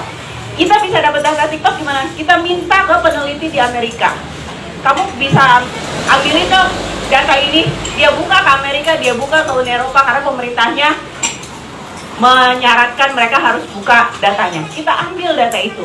Jumlahnya berapa? Jumlahnya 180.000 ini. Tapi kalau yang lain, ya kan, misalnya komunitas ini menemukan segini ujaran kebencian. Waktu itu terakhir malah di salah satu forum saya dengan, waktu itu masih Menkominfo, sekarang udah Menteri Koperasi atau apa ya, itu datanya tuh kecil banget, dia bilang. Hoax segini ujaran kebencian, itu data manusia, beda ketika kita crawling. Tapi masalahnya platform itu ngasih nggak datanya ke kita, gitu ya. Yang dia mau ngasih apa? Ini mau kasih duit, bikin inisiatif sehingga seolah-olah dia melakukan sesuatu, padahal sebenarnya yang bermasalah adalah algoritmanya dia. Sekarang ini, kalau kita bisa mengidentifikasi, teman-teman, kita itu mengidentifikasi 1,5 juta data itu cuma dalam 1 minggu. Yang lama itu tahu nggak? Yang lama itu kita bikin human annotator itu 3 bulan. Kita latih manusia, orang Aceh nih, ini orang Aceh, kalau ujaran kebencian kayak gini, ujaran kebencian, nanti dia kasih tahu kita juga, mereka ini bukan ujaran kebencian kalau di Aceh, ini di Sumatera Barat bukan ujaran kebencian, ini bercanda-bercanda aja gitu ya. Misalnya kalau di Jawa Timur tuh kan kadang-kadang ngomong jamcu gitu kan, kalau di Jawa Barat kan ini jing gitu ya, kan itu ada bedanya ya, ekspresi sama. Kita melatih itu 29 orang 3 bulan kita latih, sehingga nanti kita dapat pemodelan AI yang bagus. Analisisnya cuma 1 minggu, teman-teman, segitu banyaknya. Masalahnya platform itu mau apa enggak? Engineer-nya Facebook, TikTok itu ada di mana? Itu ada di Amerika engineer-nya. Di Singapura sama di Indonesia itu cuma kantor-kantor marketing. Artinya apa? Kalau terjadi konflik gara-gara postingan yang mana kita sebenarnya udah sering bilang, kita waktu kemarin ada hujatan ke Najwa itu awalnya di TikTok. Ada kasus yang serangan peringatan darurat, counternya yang paling parah itu di TikTok. Tapi dia dengerin apa? Enggak, ya kan? Nah, jadi algoritmanya dia yang menentukan ini FYP apa enggak, yang menentukan kita baca atau enggak, itu kan adalah platform. Tapi tanggung jawab dia mana? Dia tanggung jawab dia cuma bilang, oh kita udah kerja sama membentuk itu PR aja kalau menurut saya. Tapi yang dia lakukan tuh enggak. Jadi di sini kita nggak bisa lagi melihat cuma misalnya netizen kita, tapi kita harus melihat ini sebuah ekosistem misinformasi, disinformasi, ekosistem propaganda di mana setiap stakeholder itu sebenarnya punya perannya masing-masing membuat kondisi kita seperti hari ini. Itu barangkali ya. Ya, mungkin ini ada senior saya, Korwil Aji Sumatera, mewakili Aji. Mungkin bisa dikasih pandangannya Pak dari sisi kacamata media selama ini Pak. Baik, terima kasih. Assalamualaikum warahmatullahi wabarakatuh. Saya Aji, langsung saja ya. Aji sebenarnya terus melakukan diskusi-diskusi terkait cek fakta pilkada. Jadi kalau kita merunut soal pilkada Aceh baik kan, mungkin berbeda dengan di tempat lain. Kalau dari catatan kami sebenarnya sebagai pelaku media, di Aceh ini kena muncul ujaran kebencian itu sebenarnya ada tahapannya. Kami menilai itu mulai dari tahapan uji mampu baca Al-Quran. Jadi kaitan regulasi juga nih mereka. Di tempat lain nggak ada. Nah, kata frasa dari uji mampu baca Al-Quran itu bisa banyak framing. Frasanya itu uji mampu baca Al-Quran. Jadi tidak ada sebuah ketegasan di dalam regulasi. uji mampu itu bagaimana? Apakah bisa alif ba dia sudah lolos atau harus makar hurufnya? Jadi kemudian kata frasa atau diksi yang mengambang itu kemudian membuat banyak frame dimainkan. Itu yang pertama. Regulasi soal salah satu di Aceh kelebihannya adalah uji mampu baca Al-Quran. Dan judulnya itu uji mampu baca Al-Quran. Mungkin Mbak Ika bisa memikirkan apa frasa itu uji mampu baca Al-Quran. Sejauh mana dia? Nah, itu saya masih bingung itu, sejauh mana penilaian dia. Apakah dia bisa maju ke depan, masih sehat, ya, kemudian dia bisa buka Al-Quran, karena uji mampu baca. Nah, itu juga menjadi masalah regulasi itu yang tidak tegas. Yang kedua, penyelenggara pemilu KIP, mohon maaf Bapak semuanya, juga tidak tegas. Awalnya katanya tidak lulus satu paslon. Itu sebenarnya mulai dari situ ya. Kalau kemudian kenapa Aceh disebut tertinggi dalam bidang kebencian, itu mulai muncul itu. Muncul pertama di uji mampu baca Al-Quran. Jadilah framing yang nggak bisa baca gitu. Kemudian kedua itu maju terus tuh, mainlah di media sosial di paslonnya. Kemudian di kedua munculnya lagi pada saat KIP mengumumkan satu paslon tidak lulus, sehingga muncul spanduk KIP itu menjadi sasaran. Mungkin Pak Mirja tahu ya, spanduk beredar di jembatan-jembatan KIP itu di ujaran kebencian bahwa berpihak pada satu paslon. Karena kebijakan itu bisa berubah dalam 24 jam. Hari pagi ini tidak dikatakan tidak lolos, sorenya sudah lolos. Itu satu. Sebenarnya itu kemudian banyak model yang bisa dimainkan. Yang ketiga ya, ini dari kedua. Pertama tadi setelah uji mampu jawaban itu jadi heboh karena ada yang merasa publik menilai tidak bisa membaca Al-Quran ya, tapi juga lolos gitu. Lalu yang kedua, kebijakan KIP yang mengatakan tidak lolos gitu. Lalu berubah dalam hitungan jam lolos. Nah, itu jadi framing lagi medsos. Jadi di sini sebenarnya ketegasan penyelenggara. Yang ketiga muncul lagi pasca debat ketiga. Pasca debat ketiga itu KIP juga kita bilang tidak tegas, hanya dengan kritikan orang kemudian diputuskan dibatalkan. Nah itu terlepas nanti jawaban Pak Safuan ya. Tapi kan begitu kejadiannya. Lalu ngomong pasal 1 mereka tidak sekolah, itu di framing masuk ke ujaran kebencian ya. Sementara si calon satu lagi dia memainkan bahwa kata-kata tidak sekolah itu kemudian di framing menjadi isu besar yang kemudian mengubah opini publik. Pada awalnya hanya gara-gara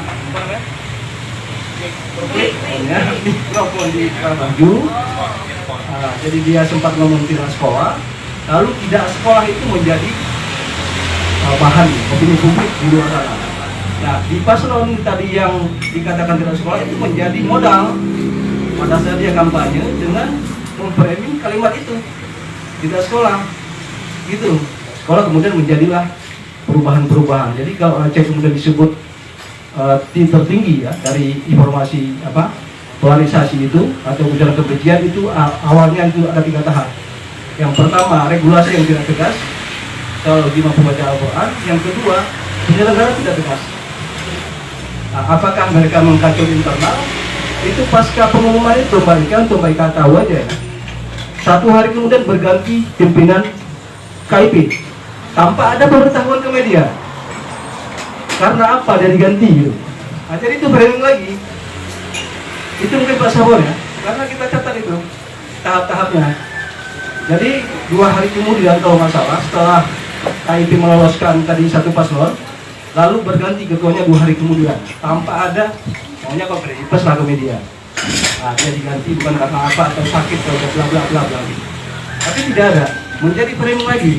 Artinya dugaan tadi permen KIP untuk pasangan satu calon itu muncul. Jadilah kemudian opini publik yang segala model bentuk pemikiran. Itu untuk gambaran Mbak Ika ya. Jadi begitu kemudian kalau dikatakan Aceh tertinggi hoax, iya. Pertama regulasi tadi, yang kedua ketegasan dari penyelenggara. Itu mungkin dari saya Mbak Ika, nanti Aswan mungkin bisa menambahkan. Terima kasih. Assalamualaikum warahmatullahi wabarakatuh. Event-event politiknya yang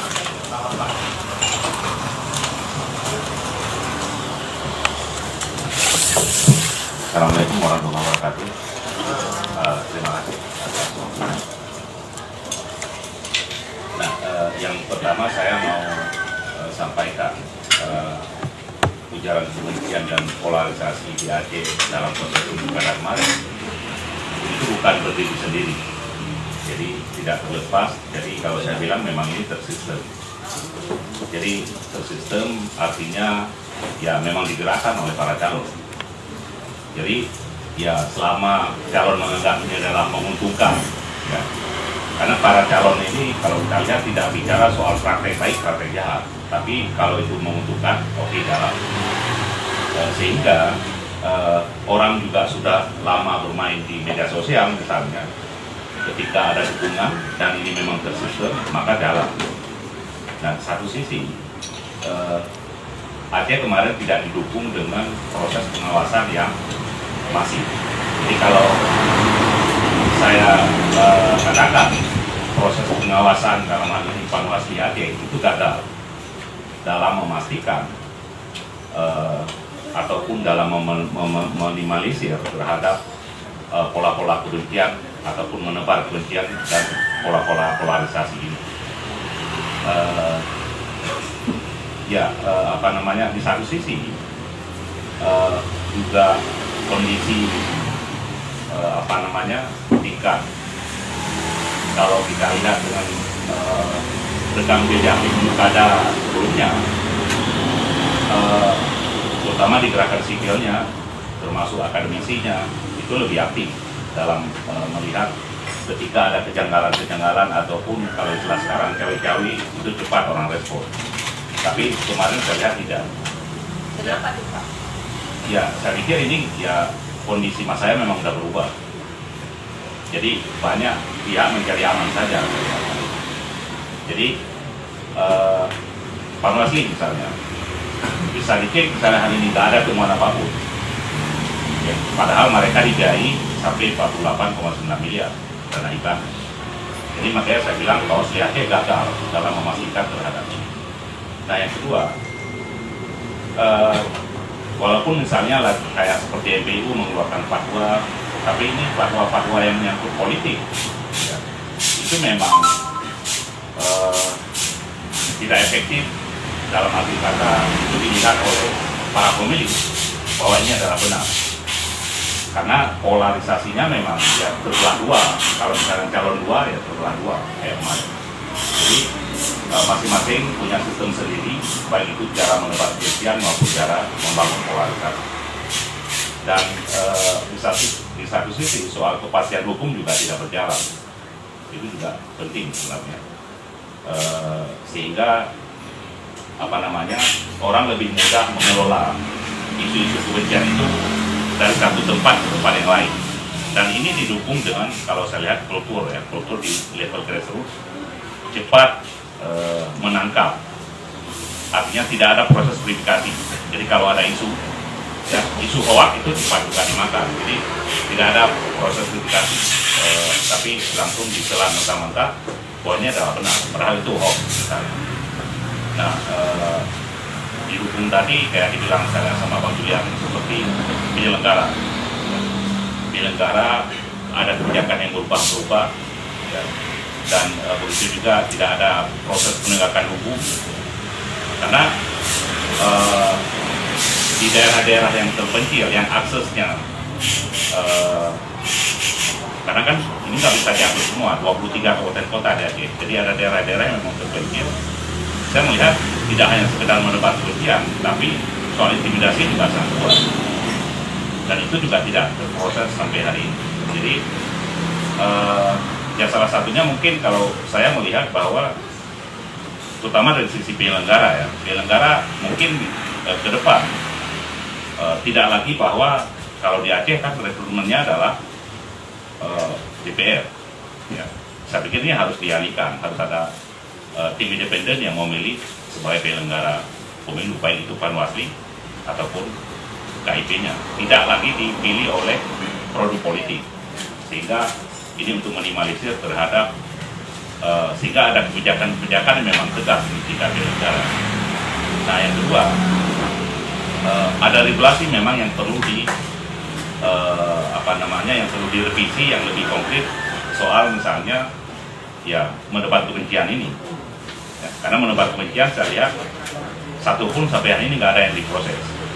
Walaupun secara nasional, secara grafik kita lihat Aceh paling tinggi.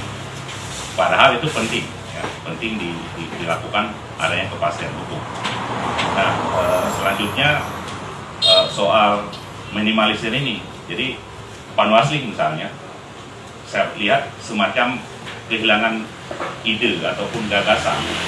Dalam arti kata, mereka bukan hanya tugas mengawasi bahwa soal money politik saja, tapi juga bagaimana membangun sistem atau komunitas-komunitas yang itu memang sehingga komunitas ini bisa melakukan praktek-praktek baik, yang terutama di level grassroots ya. Kalau karena di Aceh yang paling rawan saya lihat di level grassroots. Bukan berarti di level di atasnya tidak, tapi ketika level grassroots menolak ya, yang praktek-praktek jahat ini, saya pikir ini tetap nggak jalan. Nah, apalagi kayak kemarin kalau kita lihat partai-partai, pimpinan-pimpinan partai politik misalnya, itu satu pun tidak ada himbauan yang sifatnya adalah ya apakah dari sisi minimalisir terhadap polarisasi ataupun menebar kebencian ini. Jadi saya pikir ini memang sangat kompleks. Problemnya sangat kompleks ya. Ya makanya saya bilang bahwa ini adalah sistem yang kita lawan kemarin ya, ataupun yang dimonitor oleh teman-teman kemarin itu adalah sistem, bukan berdiri sendiri atau dia sebagai pekerja sosial, tidak demikian. Memang diorganisir. Jadi sebelum jauh-jauh hari malah para calon ya, terdaftar di KIP ini sudah diorganisir. Jadi buzzer, kalau buzzer kan identik dengannya ya pasti udah negatif kan itu. Jadi ya memang karena ada dukungan secara sistem ini sehingga mereka terberdayakan. Ya saya pikir dalam diskusi ini ada sebuah gagasan yang bisa keluar, yang itu bagaimana untuk memperbaiki ke depan ya, dari hasil diskusi ini, sehingga kita juga tidak tidak lagi di pemilu kada ke depan atau di pilpres ke depan atau pileg ke depan tidak lagi dihiasi dengan soal menebar kebencian ini. Kalau saya mengatakan bukan ujaran kebencian tapi menebar kebencian.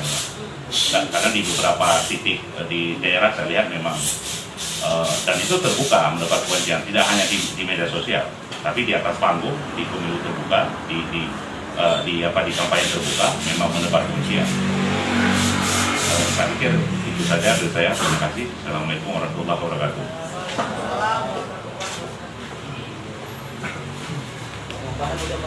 Baik, terima kasih Abu dan Bang Juli. Mungkin kita langsung kita masih sama Bang Safwan atau Mbak Ika.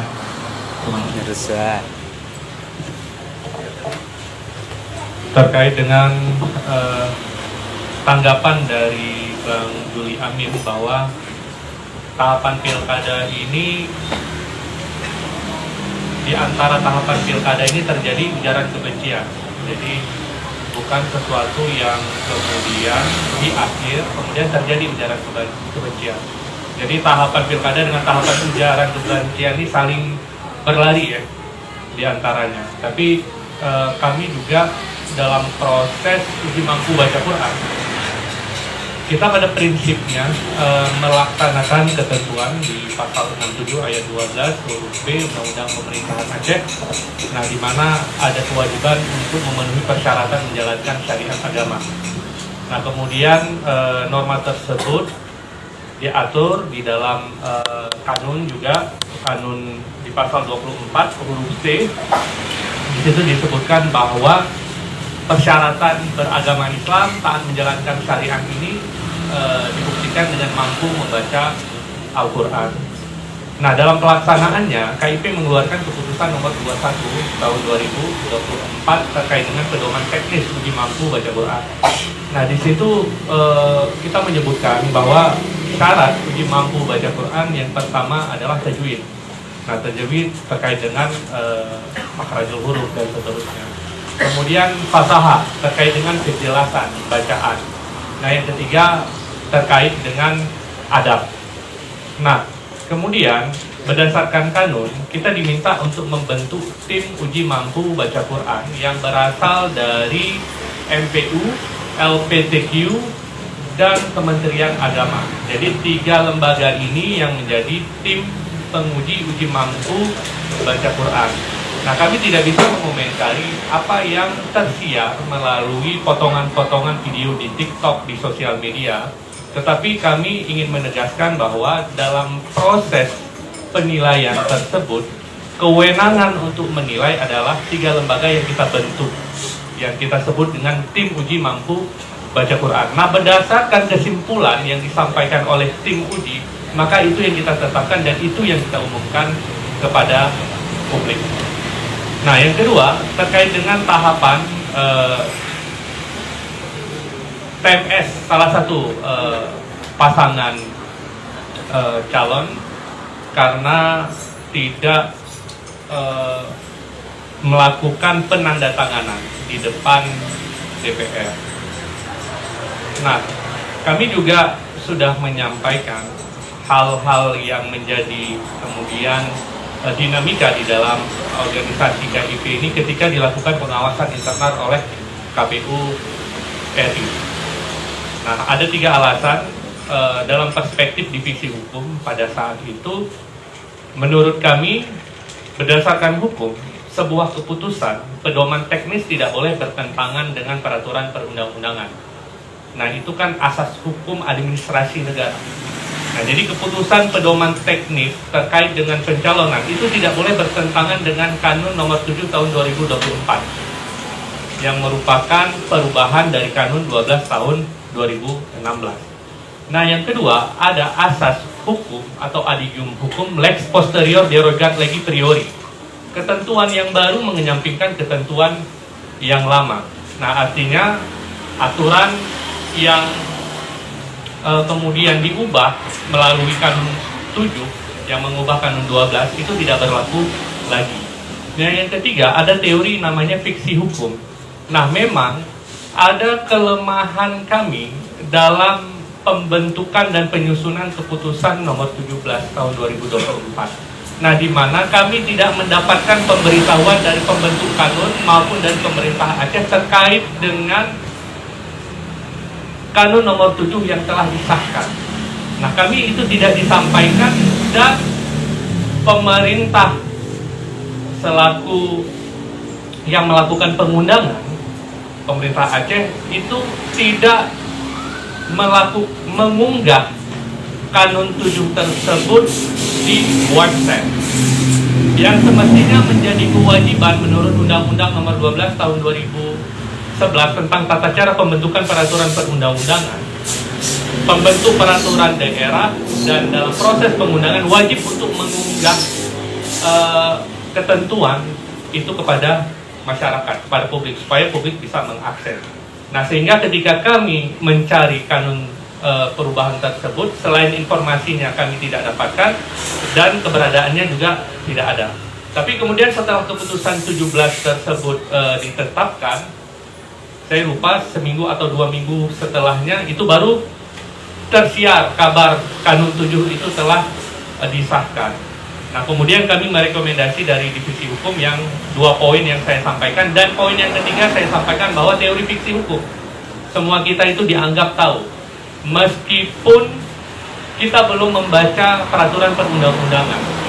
Nah, kapan sebuah peraturan perundang-undangan itu berlaku? Sejak dilakukan pengundangan. Nah, sehingga keputusan tersebut masih berlaku sampai dengan proses verifikasi administrasi pasangan calon.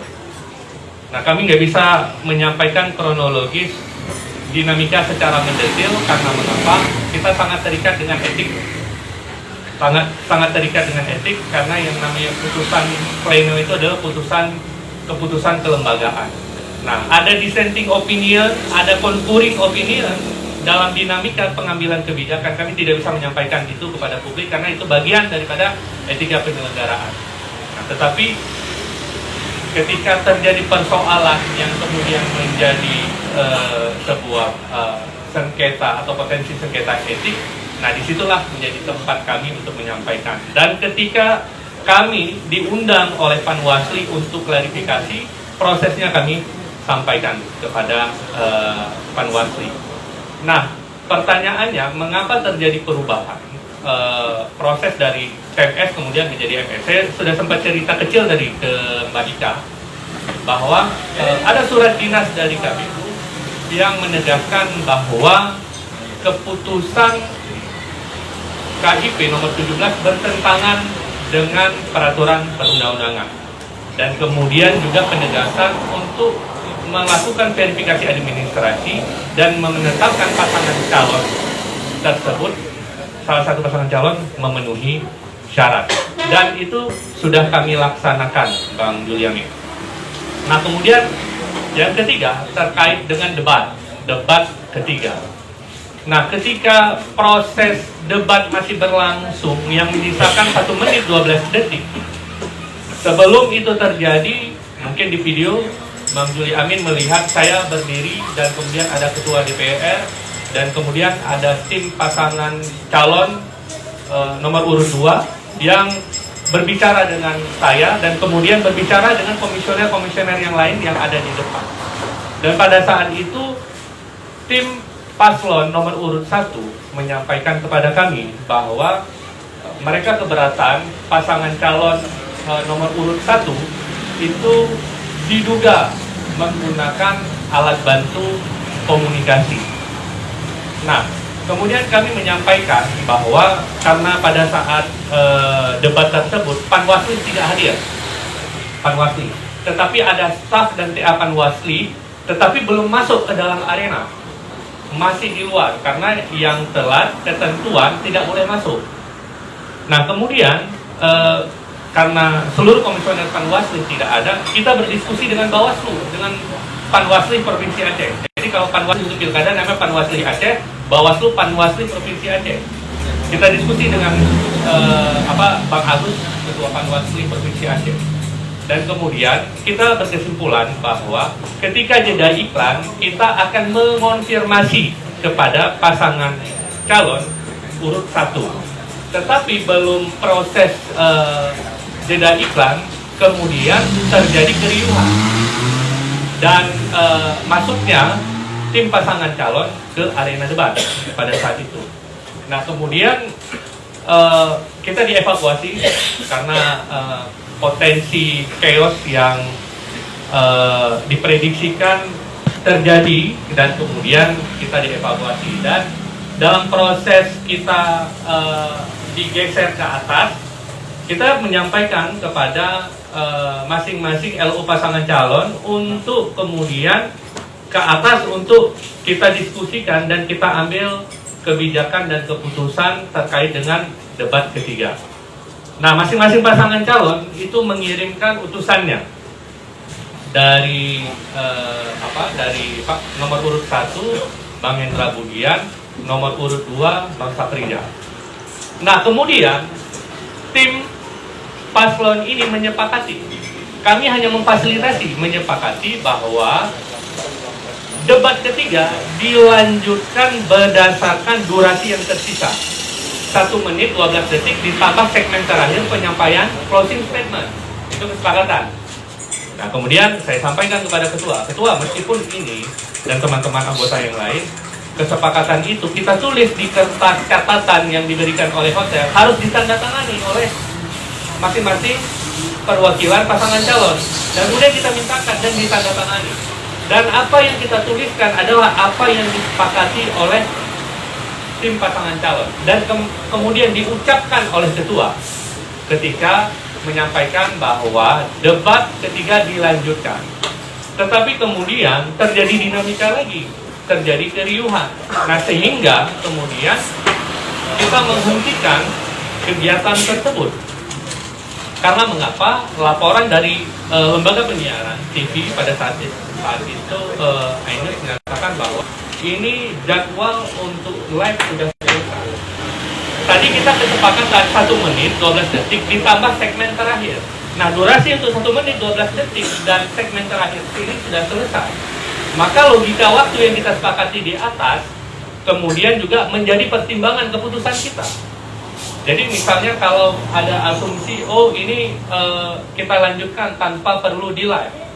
Kita sepakatan di awal melanjutkan 1 menit 12 detik ditambah segmen terakhir berdasarkan sisa durasi waktu. Nah ini kan logika waktu yang disepakati. Tapi kemudian ketika terjadi keriuhan dan lembaga penyiaran menyampaikan kepada kami tidak bisa melanjutkan lagi live karena durasi waktu yang telah selesai. Jadi sebenarnya ini karena tema kita ujaran kebencian. Sebenarnya saya tidak perlu penjelasan detail dari KIP, tapi peluang-peluang terjadinya ujaran itu tadi tahapan-tahapan. Itu kan yang ideal jawaban sesungguhnya, kronologi sesungguhnya Pak Mirja sampaikan itu kan.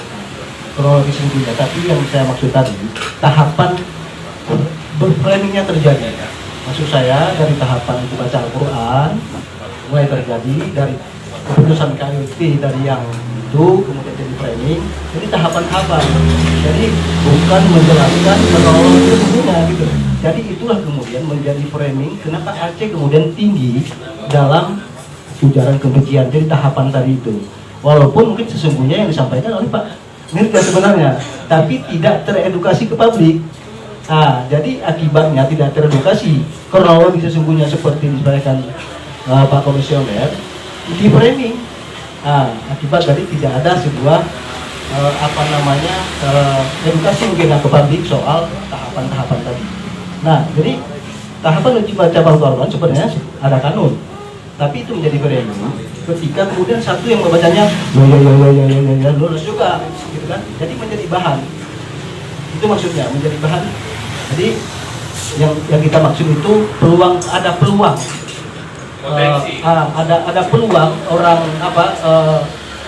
medsos lah yang bisa memainkan isu. Peluang-peluang ini tadi ada tiga tahap peluang itulah yang membuat itu.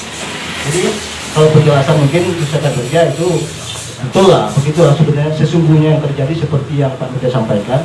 Tapi 3 tahap itu peluang yang paling tinggi kebencian tadi, ujaran kebencian tadi. Iya. Gitu ya Pak Mirja. Makasih. Izin Bang, bagi saya pertemuan ini spesial dan saya gunakan kesempatan untuk menjernihkan informasi yang terlalu berjarak mungkin beberapa waktu yang lalu, dan saya juga mendapat konfirmasi terkait dengan hal tersebut disebutkan oleh BSSN pada tanggal 26 November sehari sebelum pemungutan suara. Jadi salah satu faktor yang kemudian menjadi konsentrasi publik itu adalah ketika debat ketiga, dan momentum ini saya ingin memaksimalkan saja kesempatan untuk menyampaikan yang selama ini barangkali informasinya cukup berjarak. Mungkin itu Bang Juli. Terima kasih. Baik, terima kasih atas latar belakangnya ya. Jadi saya tahu memang kalau di kampanye itu kan tim sukses pasti akan selalu menunggu momentum-momentum seperti ini untuk di bandwagoning ya, untuk ditunggangi gitu. Nah, namun secara umum kalau saya boleh melakukan sedikit refleksi, penyelenggara pemilu kita secara umum, baik KPU aja, mereka tuh sebenarnya kurang dalam memitigasi potensi seperti ini. Jadi mungkin karena terlalu fokus ke tugas dan fungsi utamanya, mereka lupa bahwa semua tindakan atau kebijakan mereka itu sebenarnya akan ditunggangi oleh kepentingan politik. Dan itu menurut saya, kalau kita lihat pola-pola komunikasinya juga, KPU itu buruk lah menurut saya untuk mitigasi krisis yang akhirnya ditunggangi seperti ini. Lalu terima kasih juga Pak, backgroundnya saya setuju ya bahwa memang ini tidak berdiri sendiri ya, pasti ada. Tapi saya kalau boleh tanya, tadi kan Abang sudah menyampaikan beberapa hal ya. Yang saya mau tanya, kalau di konteks Aceh gitu, adakah misalnya isu-isu yang membuat, kalau tadi kan kita udah jelas ada misalnya polarisasi agama, ada isu yang akhirnya jadi polarisasi identitas gitu ya. Ada isu yang saya mau tanya, ada nggak sih di Aceh ini secara general isu-isu yang sebenarnya berpotensi menjadi polarisasi ekonomi? Adakah? Karena kan tadi juga Buya membahas mengenai kemiskinan gitu ya. Ada nggak ya? Karena di beberapa tempat misalnya kayak di Maluku Utara, isu-isu investasi China gitu ya di nikel dan sebagainya itu memang akhirnya jadi isu polarisasi ekonomi. Nah kalau di Aceh adakah yang isu untuk polarisasi ekonomi? Polarisasi ekonomi ini misalnya dia pro investasi asing, anti investasi asing, pro investasi asing, anti investasi asing gitu. Ya, kalau tingkat polarisasi ekonomi, kalau level untuk investasi clear saya pikir. Jadi nggak ada yang resisten ya. Tapi kalau misalnya kayak saya bilang tadi, karena ini memang persisten polarisasi di level Facebook, bahwa kalau misalnya si A terpilih ataupun si B terpilih, ini mudah akses. Jadi dalam konteks itu ya, dan itu juga berlaku di level kabupaten kota. Ya.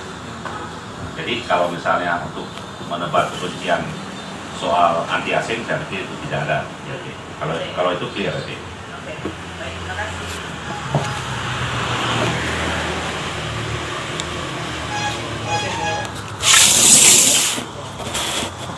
Terima kasih. Diskusi cukup menarik dan mulai panas di akhir-akhir penghujung acara ya. Karena mengingat Bang Mirza sudah duluan izin sebentar sholat dan ini kita juga sudah di penghujung acara. Mungkin Mbak Ika bisa menyampaikan sedikit closing seremoninya, atau setelah kita diskusi ini apa sih yang bisa kita lakukan ataupun perbaiki ke depannya. Closing ceremony. Kalau saya sih gini aja, teman-teman, kita sudah melihat di berbagai pemilihan gitu ya, sebenarnya kan upaya aktor-aktor buzzer, propaganda politik ini kan dia tidak akan bekerja kalau kita nggak dukung. Ya, dia mau bikin viral dia mau bikin apapun pengalihan isu, kalau nggak dibikin viral itu kan sebenarnya ini ya. Jadi kalau saya sih pengen lihat selanjutnya jangan sampai polarisasi ini juga berpengaruh ke kebijakan-kebijakan kepala daerah yang nanti gitu ya, karena banyak sekali kalau kita lihat sekarang kebijakan-kebijakan akhirnya berlanjut polarisasi itu dengan penolakan kebijakan, dan akhirnya banyak kebijakan-kebijakan yang kita lihat viral based policy ya, kayak Tapera udah ada, tahu-tahu di cancel gitu ya. Ada kebijakan ini tahu-tahu di cancel gitu. Nah, kalau saya sih mari kita sama-sama, apalagi ada CSO di sini, ada jurnalis, jangan sampai kebijakan yang bagus gitu ya, atau yang berpotensi bagus itu tercancel atau terbatalkan cuma karena sisa-sisa polarisasi di pilkada gitu ya. Itu sih paling dari saya. Ya, baik. Terima kasih banyak Mbak Ika. Karena Bang Mirza lagi sholat, mungkin ada lagi teman-teman yang mau didiskusikan, atau masih ada undang-undang yang masih terganjal di hati yang ingin ditanyakan ke Mbak Ika. Siap. Siap. Ya, buat teman-teman mungkin nanti yang ingin data yang sudah dipaparkan Mbak Ika bisa hubungi panitia Mas Habil, atau di share ke grup TV ya dari Saudara Habil. Terima kasih banyak karena waktu memang sudah habis. Semoga apa yang sudah kita didiskusikan hari ini menjadi PR kita bersama untuk kedepannya. Mungkin saya tidak akan mengambil kesimpulan, biarkan kesimpulan itu ada di diri teman-teman masing-masing dan menjadi PR untuk kita ke depan. Bagaimana memperbaiki proses demokrasi kita yang sudah berjalan di pemilu kali ini, semoga tidak terulang kembali di pemilu akan datang. Ada lagi? Oh ya, buat teman-teman jangan beranjak pulang dulu karena panitia juga sudah menyiapkan sarapan. Mungkin kita bisa makan. Mungkin kita bisa menikmati